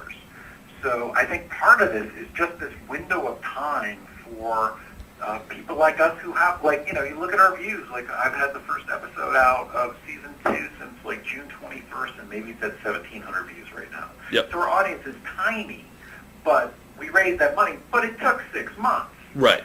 So I think part of it, and the other thing I did was I had eBay auctions for different things, and that is the one thing that a show like yours, to get DVDs or to get products or get that kind of thing, or packages to put together and to auction them off on eBay, maybe that is the way to do it incrementally instead of just doing this one giant campaign to make it happen. That it's just part of the deal, and that it's this little $5, $10, $20 eaten away until you have the money. But yeah, 30 days, sometimes it's just not enough. No, it isn't. And, I don't know. I just think that the urgency for what we do does not seem to be present in the same way that it is when a filmmaker is trying to raise a budget for a production. And regardless of the platform, regardless of the amount, it's just really weird. I don't know if I would love to know what the consensus mentality is on that, because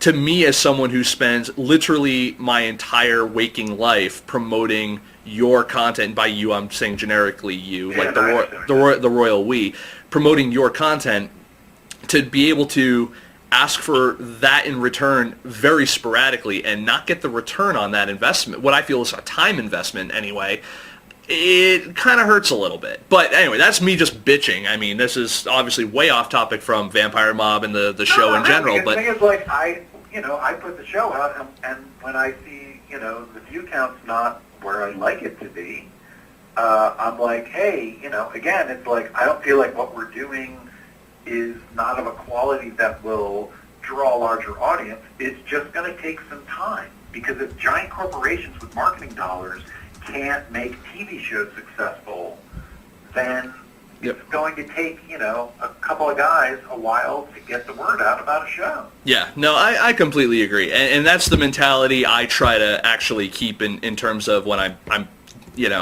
actually doing stuff like this, is I try to keep the mentality of, this is not a sprint. It's definitely a slow walk in the park, as it were.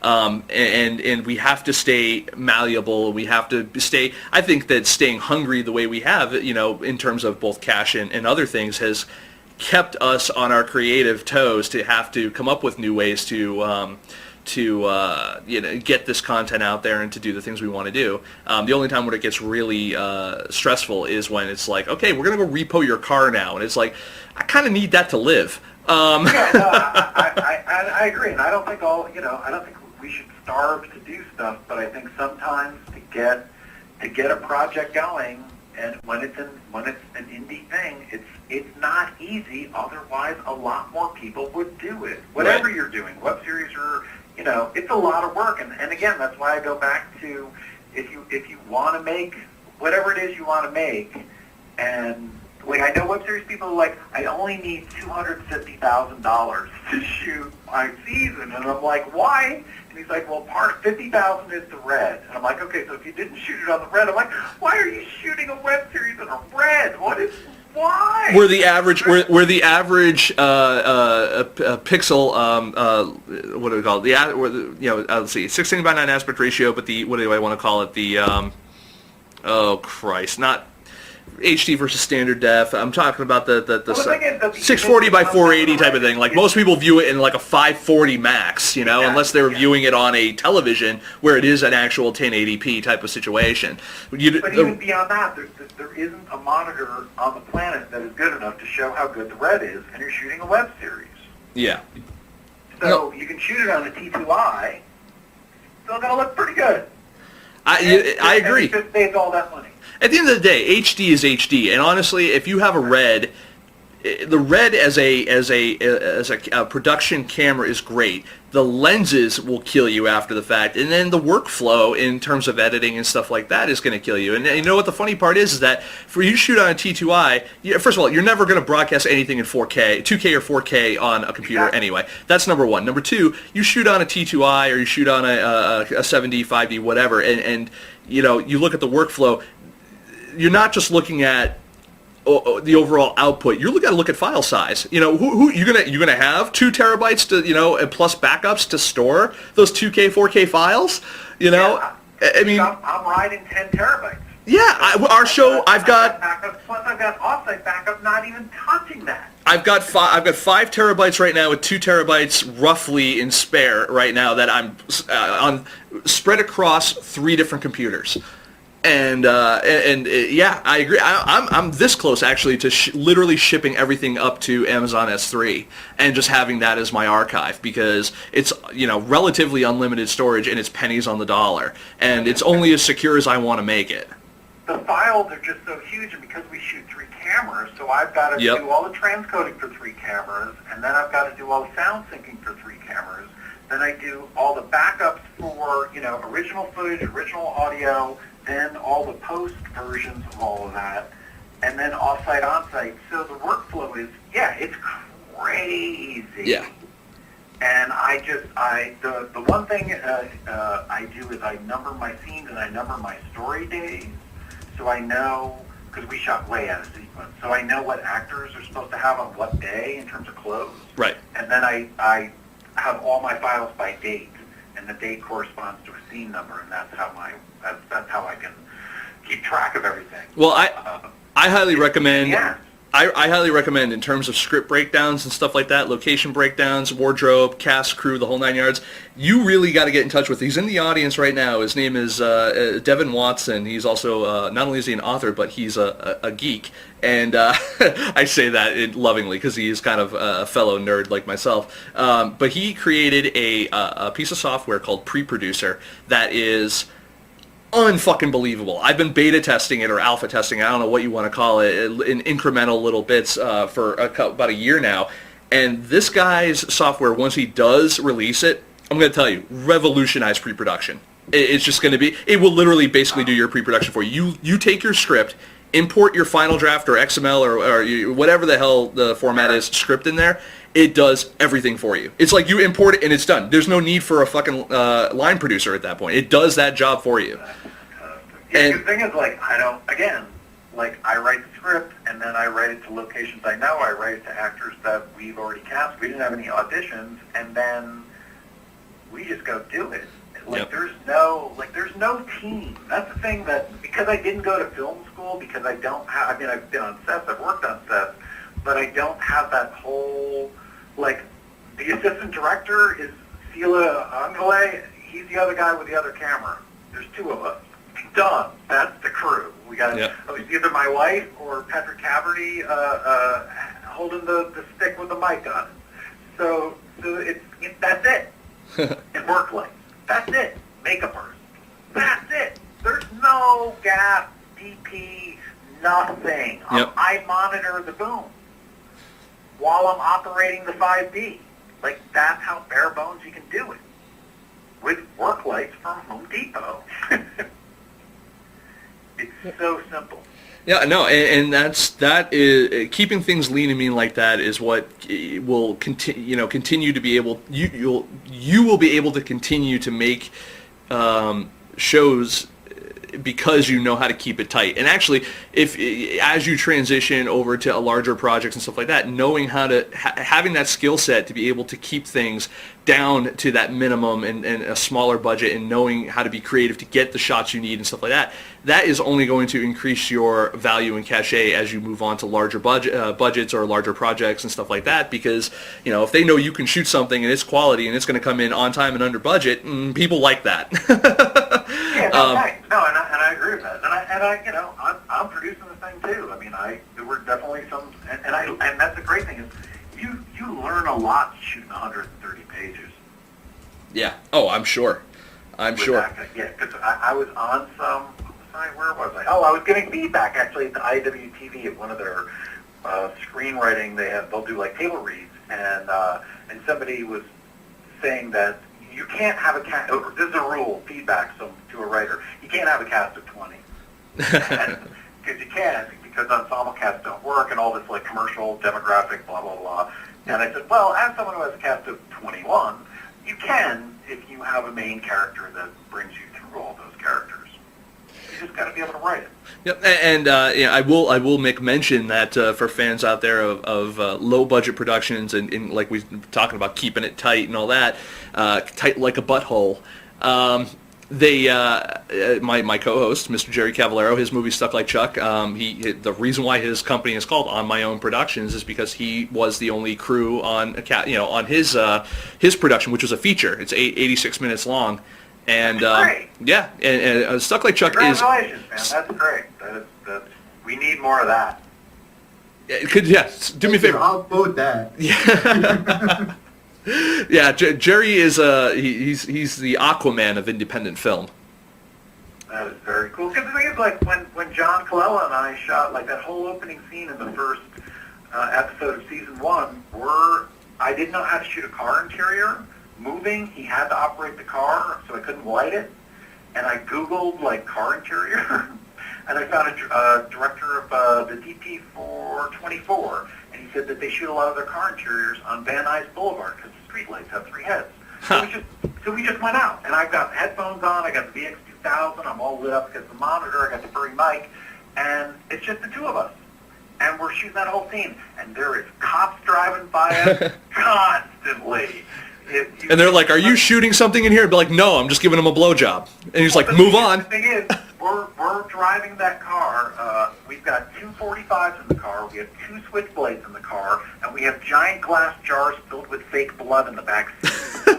And I'm like, and he's got bangs in. I'm like, if we get pulled over, this is going to be the funniest LAPD car search in a long time. I would just be like, "Keep rolling, keep rolling." But check the blooper reel on our YouTube channel, because that's exactly what we did. Oh, we kept nice. rolling with LAPD out back, and John is just improvising.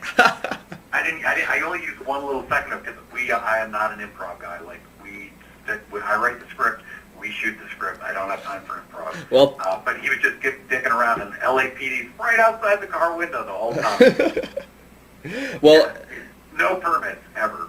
I think what we're going to do, let's take a quick break. Let's have Jerry do a quick contest for us, and then what we'll do is we'll come back, and you can stick around the rest of the show if you want. But we got a little bit more we got to move on. But feel free to stick around. And Jerry, I'm going to leave it to you right now. Let's start the contest, because then we gotta theoretically pay some bills, because we don't get paid for this next ad, but I do support them. So take it away, Jerry. Okay, so I'll go with a really quick contest so we can get right to your ads, Nick.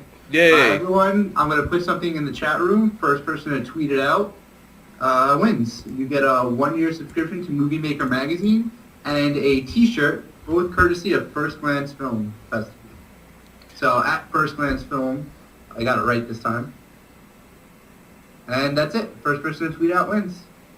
There you go. So check out what Jerry put there in the chat room, and the first person to tweet that out, he's going to win a 1-year Movie Maker subscription and a T-shirt from First Glance Film Festival. Check them out, because the festival in Philly is coming up in October, and they're opening call for entries for their First Glance Hollywood is open now. So check them out. They've been around for over 10 years now. I mean, they've been doing this for a while, and it's a great festival. I can't say enough good things about it, and enough good things about Bill Ostroff, the festival director, not just because he's actually in my chat room right now, but because he's just a good guy. So that being said, while we wait to find out who the winner is going to be, I'm going to show a quick little ad from our good friends over at Indie Picks Unlimited. When we come back, we'll talk a little bit more with Joe Wilson, and we'll also we got to talk about our Indiegogo project of the week, which I think everyone will find interesting. And I got one more final thing I definitely want to talk about before we get out of here, and that's about it. Then that'll be the show, and I'm sure Joe and I will continue talking afterwards. So we'll be right back, and stick around.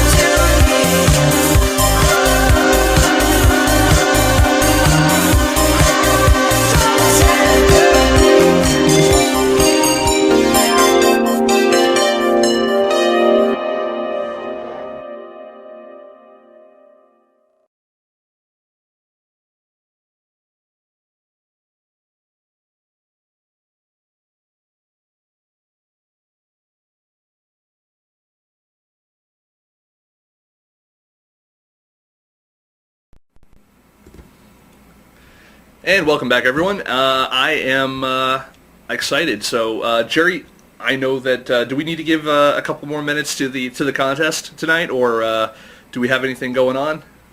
Because we can. I got plenty of time to fill. I'll tell you what. Let's go ahead and let's do our Indiegogo project of the week first, and then we'll get the contest out of the way. Remember, just retweet out first person to that hasn't already won, by the way, to tweet out. I'm watching at FilmSnobbery Live, so at First Glance Film. Better send me a subscription to at Movie Maker Mag and a T-shirt to cover up my shame. So definitely got to do that. And let's go ahead. Let's talk the Indiegogo project of the week. Let me just pull up a couple graphics here, and we will. Let's see. Here we go. Graphic. I don't know where I am in my own show. Here we are. There, and there. Awesome. Okay. All right. This week's Indiegogo project of the week is Dysfunction, and it's funny because you were talking a little bit about everyone's tired of hearing about the behind-the-scenes stuff of like Hollywood and stuff like that, but that's what this one is about. They actually are looking to they've got a goal of about $15,000, and they're actually most of the way there. They're at does that say 13 and change? I can't really read my own stuff over there. 13 and change. Let's just go with that. And so they're almost there. And the great part again, folks, about Indiegogo is that if they don't actually make the full 15, they're still going to walk away with 90% of what they've got. So let's help them get to where they need to be. You can go ahead. You can either give money. If you don't have money, we always say it. Give time. Just throw them a tweet. Give them a Google Plus one. Like them on Facebook. Do what you got to do to get the word out on that. I actually have their pitch video here. I'm going to give you guys a little taste of, and then when we come back from their pitch video, we got a little bit more here with Joe Wilson, and we've got one more little topic I definitely want to talk about before we wrap up the show for the night, and that'll be it. So stick around, enjoy the little pitch video here for Dysfunction. Hi guys, I'm Ryan Lemasters. I'm the director of Dysfunction. My name is David Bianchi, and I'm the writer, one of the producers. My name is Val Tasso, and I'm one of the producers. My name is Christina Jolie, and I'll be one of the producers. My name is Carlos Ramirez, and I am playing the role of Bobby. I'm Sally Kirkland, and I read this script called Dysfunction. You want to know what Dysfunction is? It's about artists. C-level Hollywood types. To bang on your face. Dark comedy or dramedy or drama with comedy. It's what you wake up in the morning saying to yourself, what happened? When you wake up without your clothes on and saying, where am I? Dysfunction is a story of 9 C-level Hollywood types that all work in the Hollywood machine and live under the same roof, the same decrepit mansion. And they're all renting a room from the character of Clarel, who's the landlord, and Clarel will be played by Sally Kirkland. She's the matriarch of the house, and she's a bit of a diva, and I think she intimidates the hell out of the other 8 people who live in the house. We've got Oscar-nominated and Golden Globe winner Sally Kirkland. You know her from Anna, JFK, Ed TV. We've also got Emilio Rivera from Sons of Anarchy. We've also got Carlos Ramirez involved. We've also got Jerry Bednob from Zach and Miri Make a Porno and 40-Year-Old Virgin. Not only do we have a great cast, we have a great team of people that are going to be working on this film, which is more the reason for you to become part of this project. The film already has distribution with Synchronize, which is a subsidiary company of Lionsgate. We are guaranteed for theatrical and theatrical release, DVD, domestic, and international. Now, mind you, distribution is not the same thing as funding. We still need your help. To give you an idea of who we are and what we've done, here's a little quick montage of some of our body of work. What the hell are you doing? What am I doing? Oh. You're trying to trap me in wordplay so that you can clock out for the night.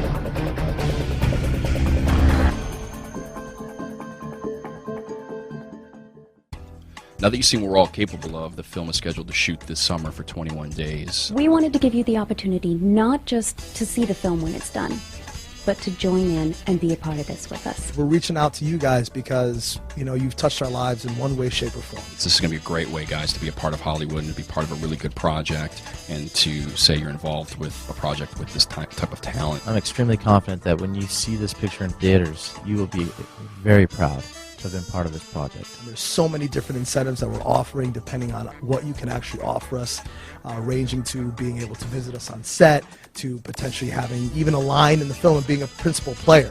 So come on board with us on this journey. Dysfunction is a wild roller coaster ride. You want reality? This is it. Dysfunction.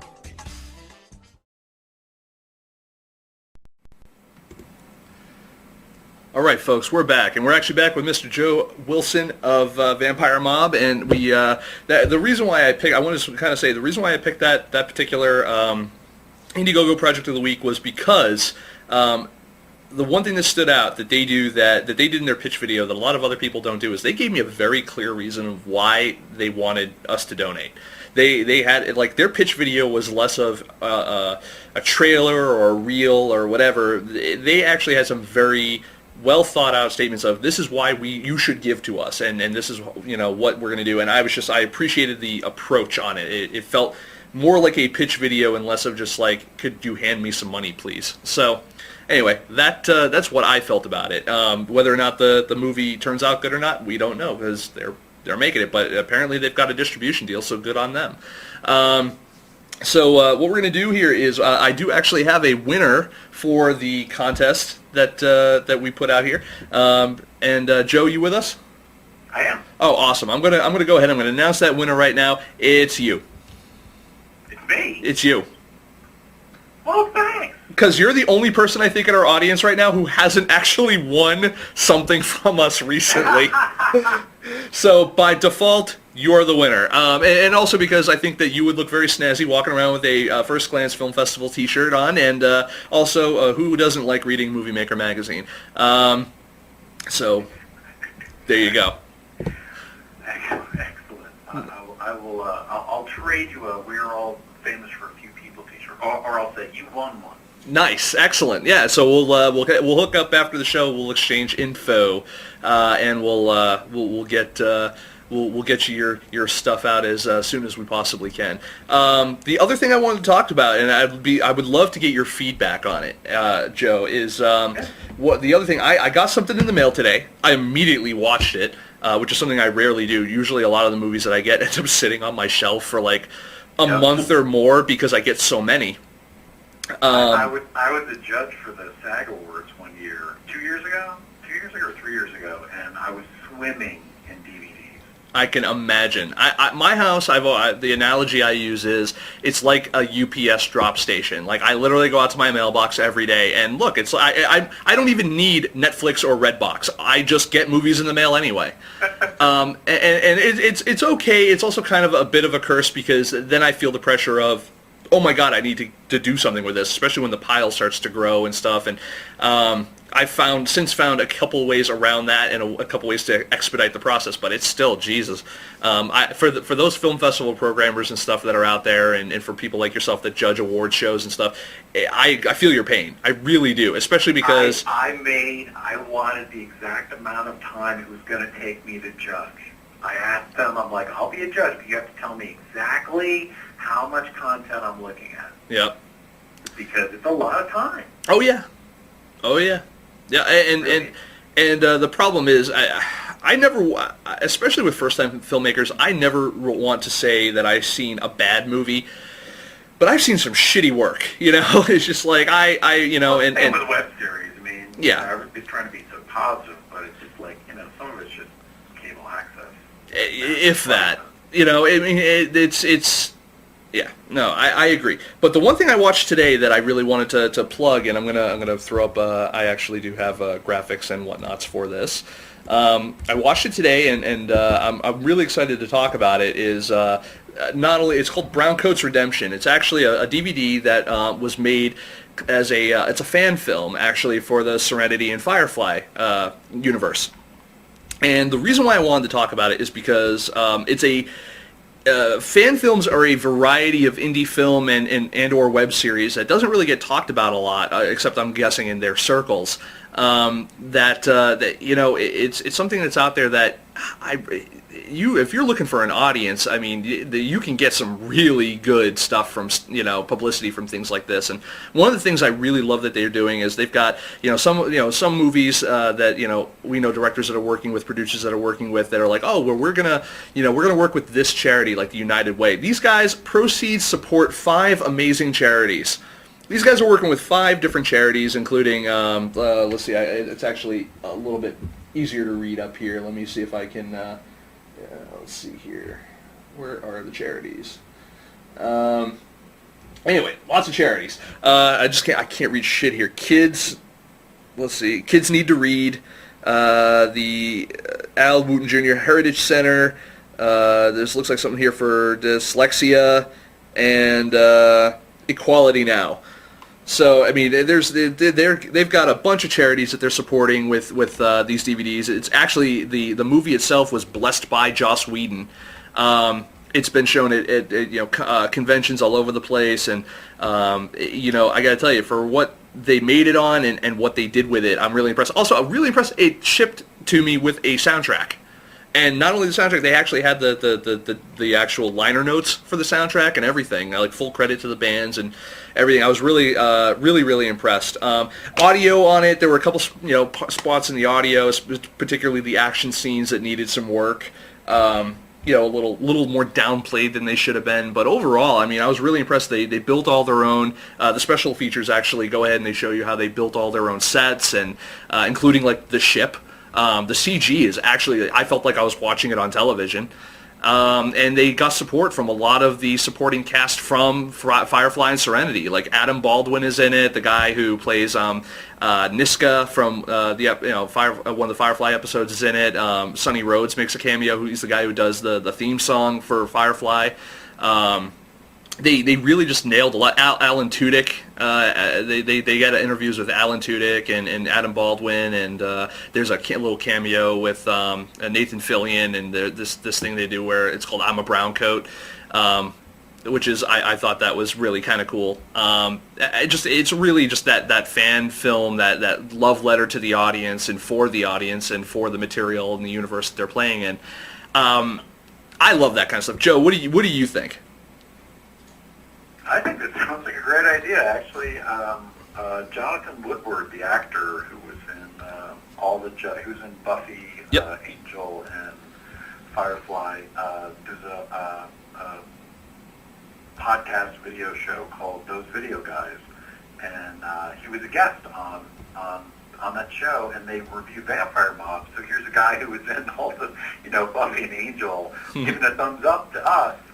And I think the thing with the great thing about these kind of films is that no one is under the delusion that they're making something that is, going to they're going to sell it or whatever. Like they really they're making it because they love the show. They love the story. They love the characters.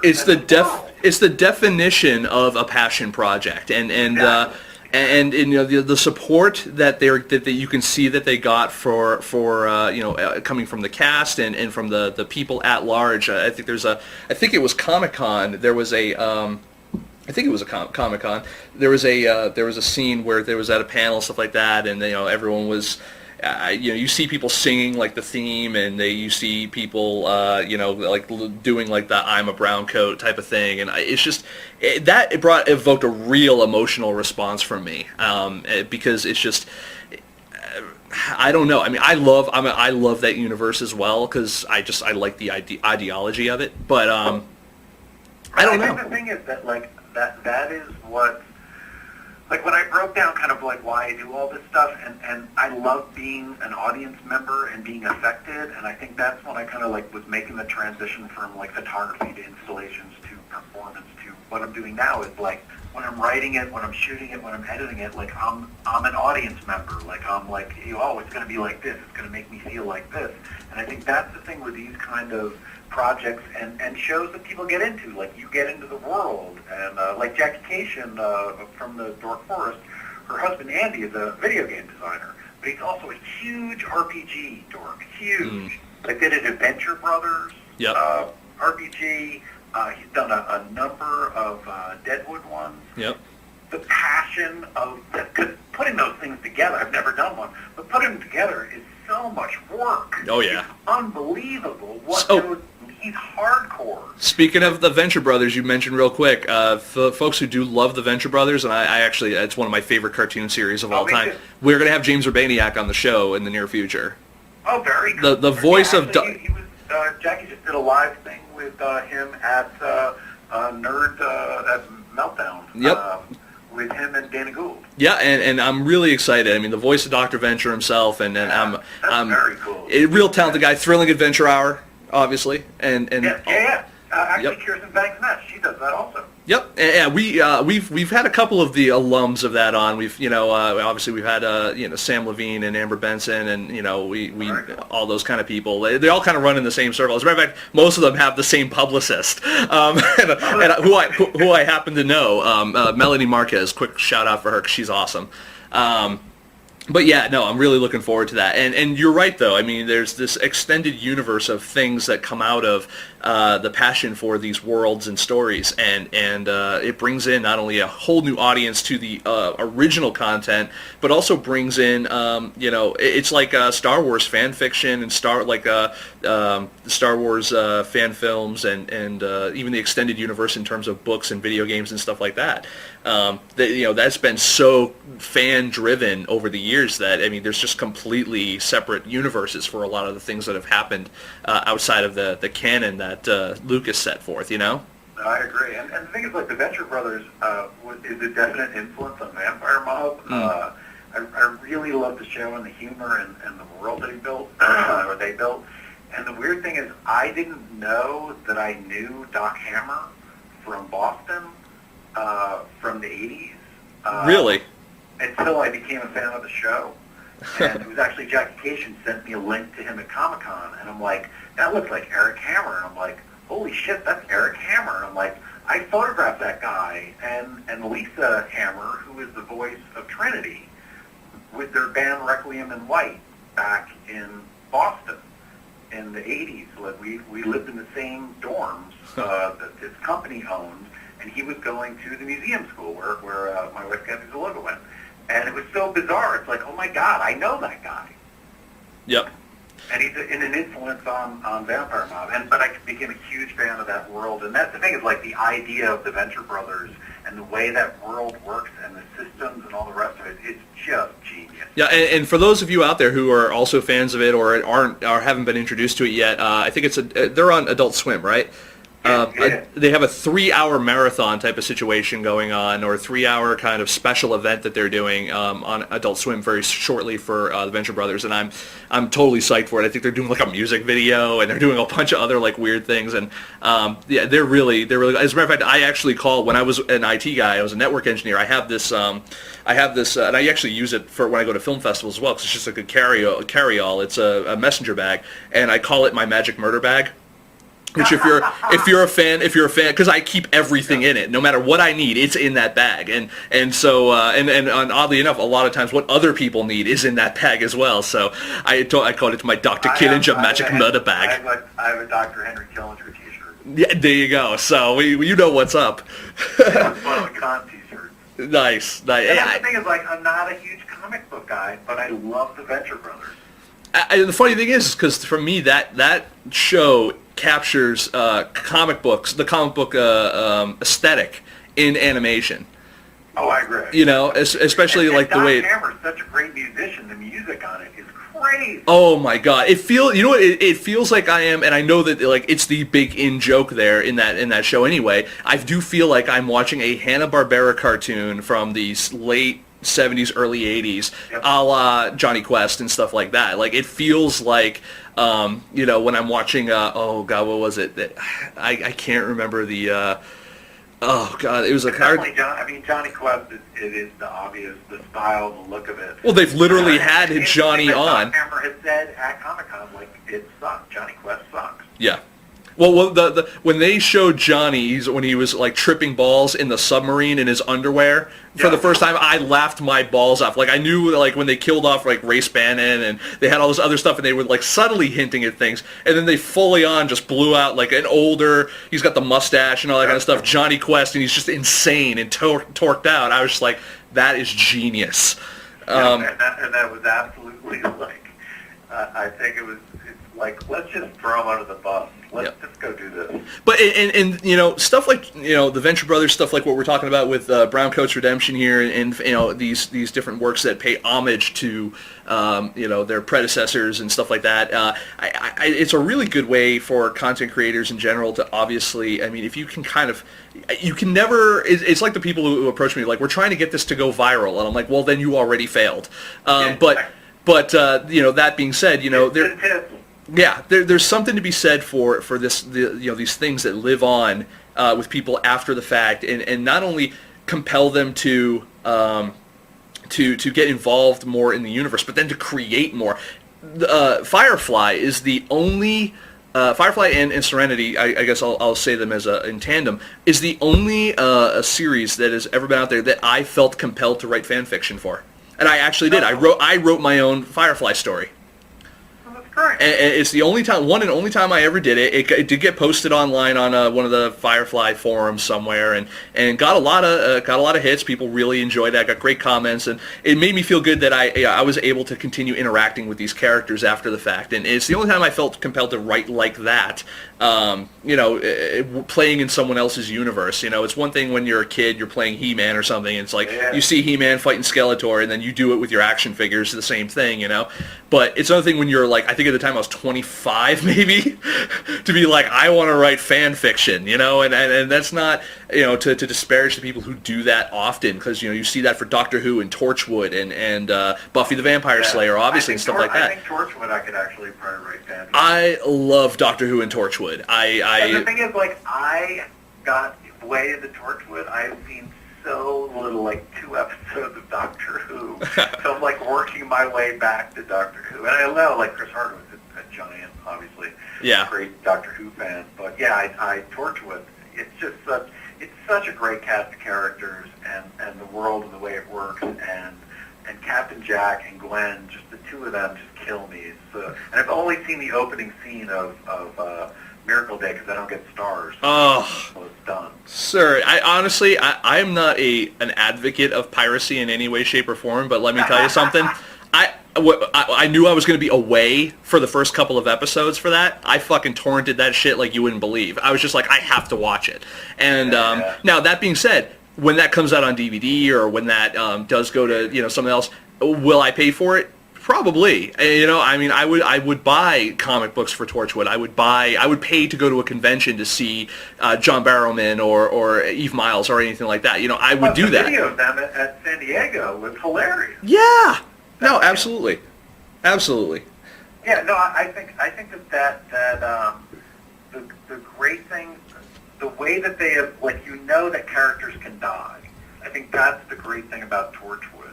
Like, they do not fuck around. Yep. And just keeping it down to just the two of the main ones and having them come back, it's just, it's a really, really cool. And you know what the funny part about that? The funny part about that is that you say that's the whole premise behind Miracle Day. I don't know how far you've gotten into it. You said you only just kind of got to the beginning. I saw the first episode. Okay, the whole premise behind Miracle Day is that now nobody can die. Everyone is Captain Jack, except for Captain Jack. He can die now. Yeah, exactly. Which again, genius.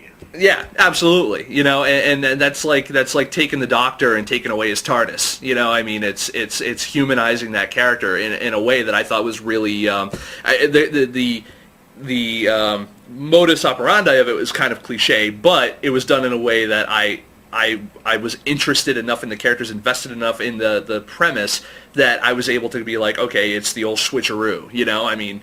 Right. You know, and that's good storytelling, and that I mean, Stephen Moffat and the other people who work on Doctor Who, who worked on Torchwood and stuff like that, they to me are some of the best fucking writers on television right now. I say Doctor Who every time. I mean, this episode of Doctor Who is my new favorite episode of Doctor Who, and I've been watching it literally since I was born because my dad used to watch it, and so I was born in '81.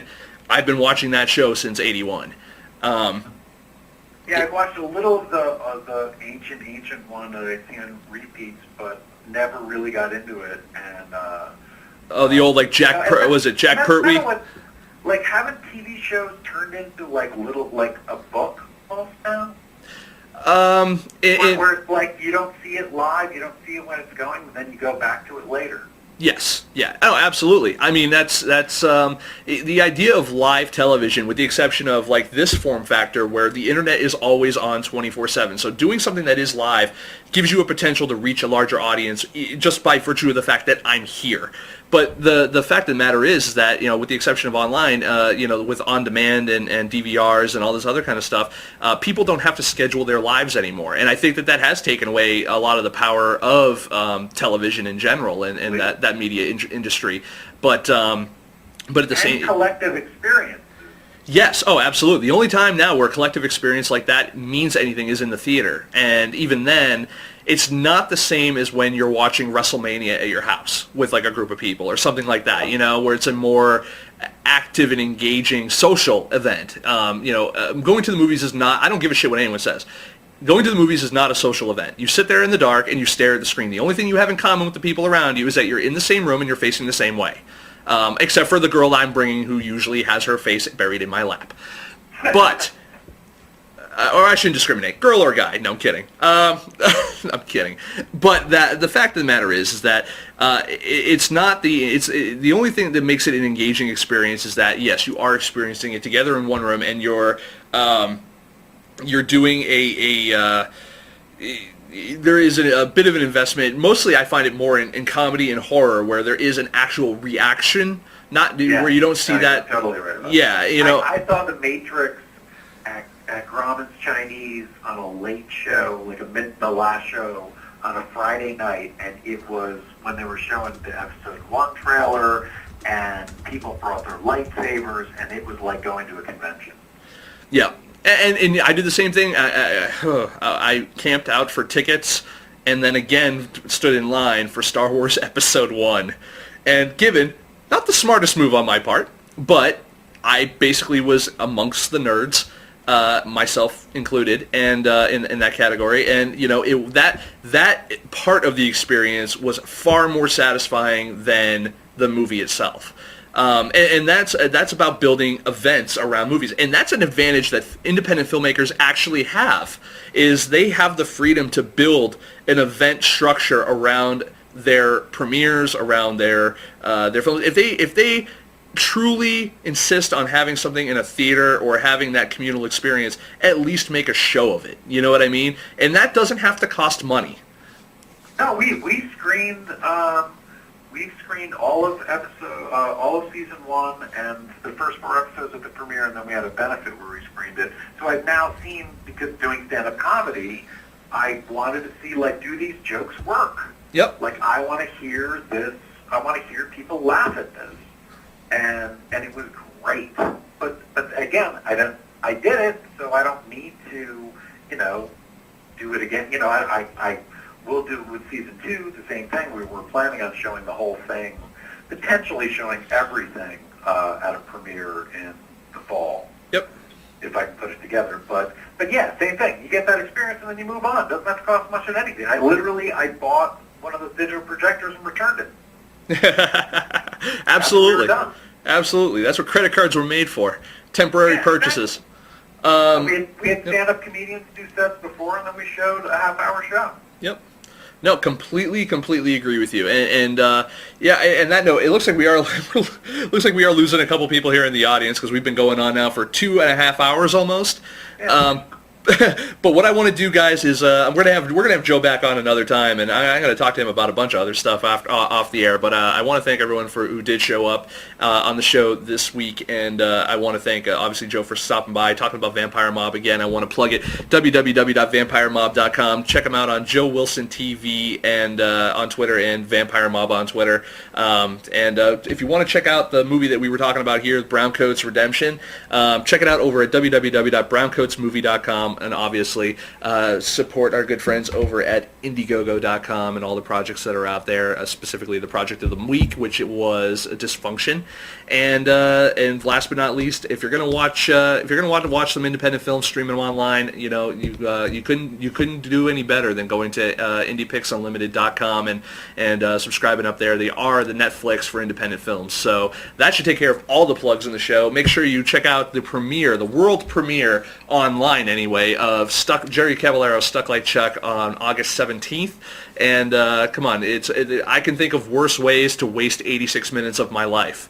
And so definitely do that. And thanks. You're welcome, sir. And you can check it out over at www.stucklikechuck.com. And that's the end of the show for this week, guys. And what we're going to do is, hopefully, Joe, you hold on after the show. We'll chat a little bit more if you got a minute. Yeah. And folks, we'll see you guys next week. Our shows are going to be a little erratic, kind of towards the end of the month, because I'll be at the Sidewalk Film Festival down in Alabama, and then I might be in New York for a couple of weeks. But we're working on some great guests, including, like we said before, James Urbaniak from the Venture Brothers and the Thrilling Adventure Hour, and independent filmmaker and creator of the Webby Awards, Tiffany Schlane, who's going to be coming on as well. So, just with those two guests, should bring you guys coming back. So everyone have a good one. It was great chatting with everyone. I'm glad that the internet is now working for us in a capacity that doesn't kill us.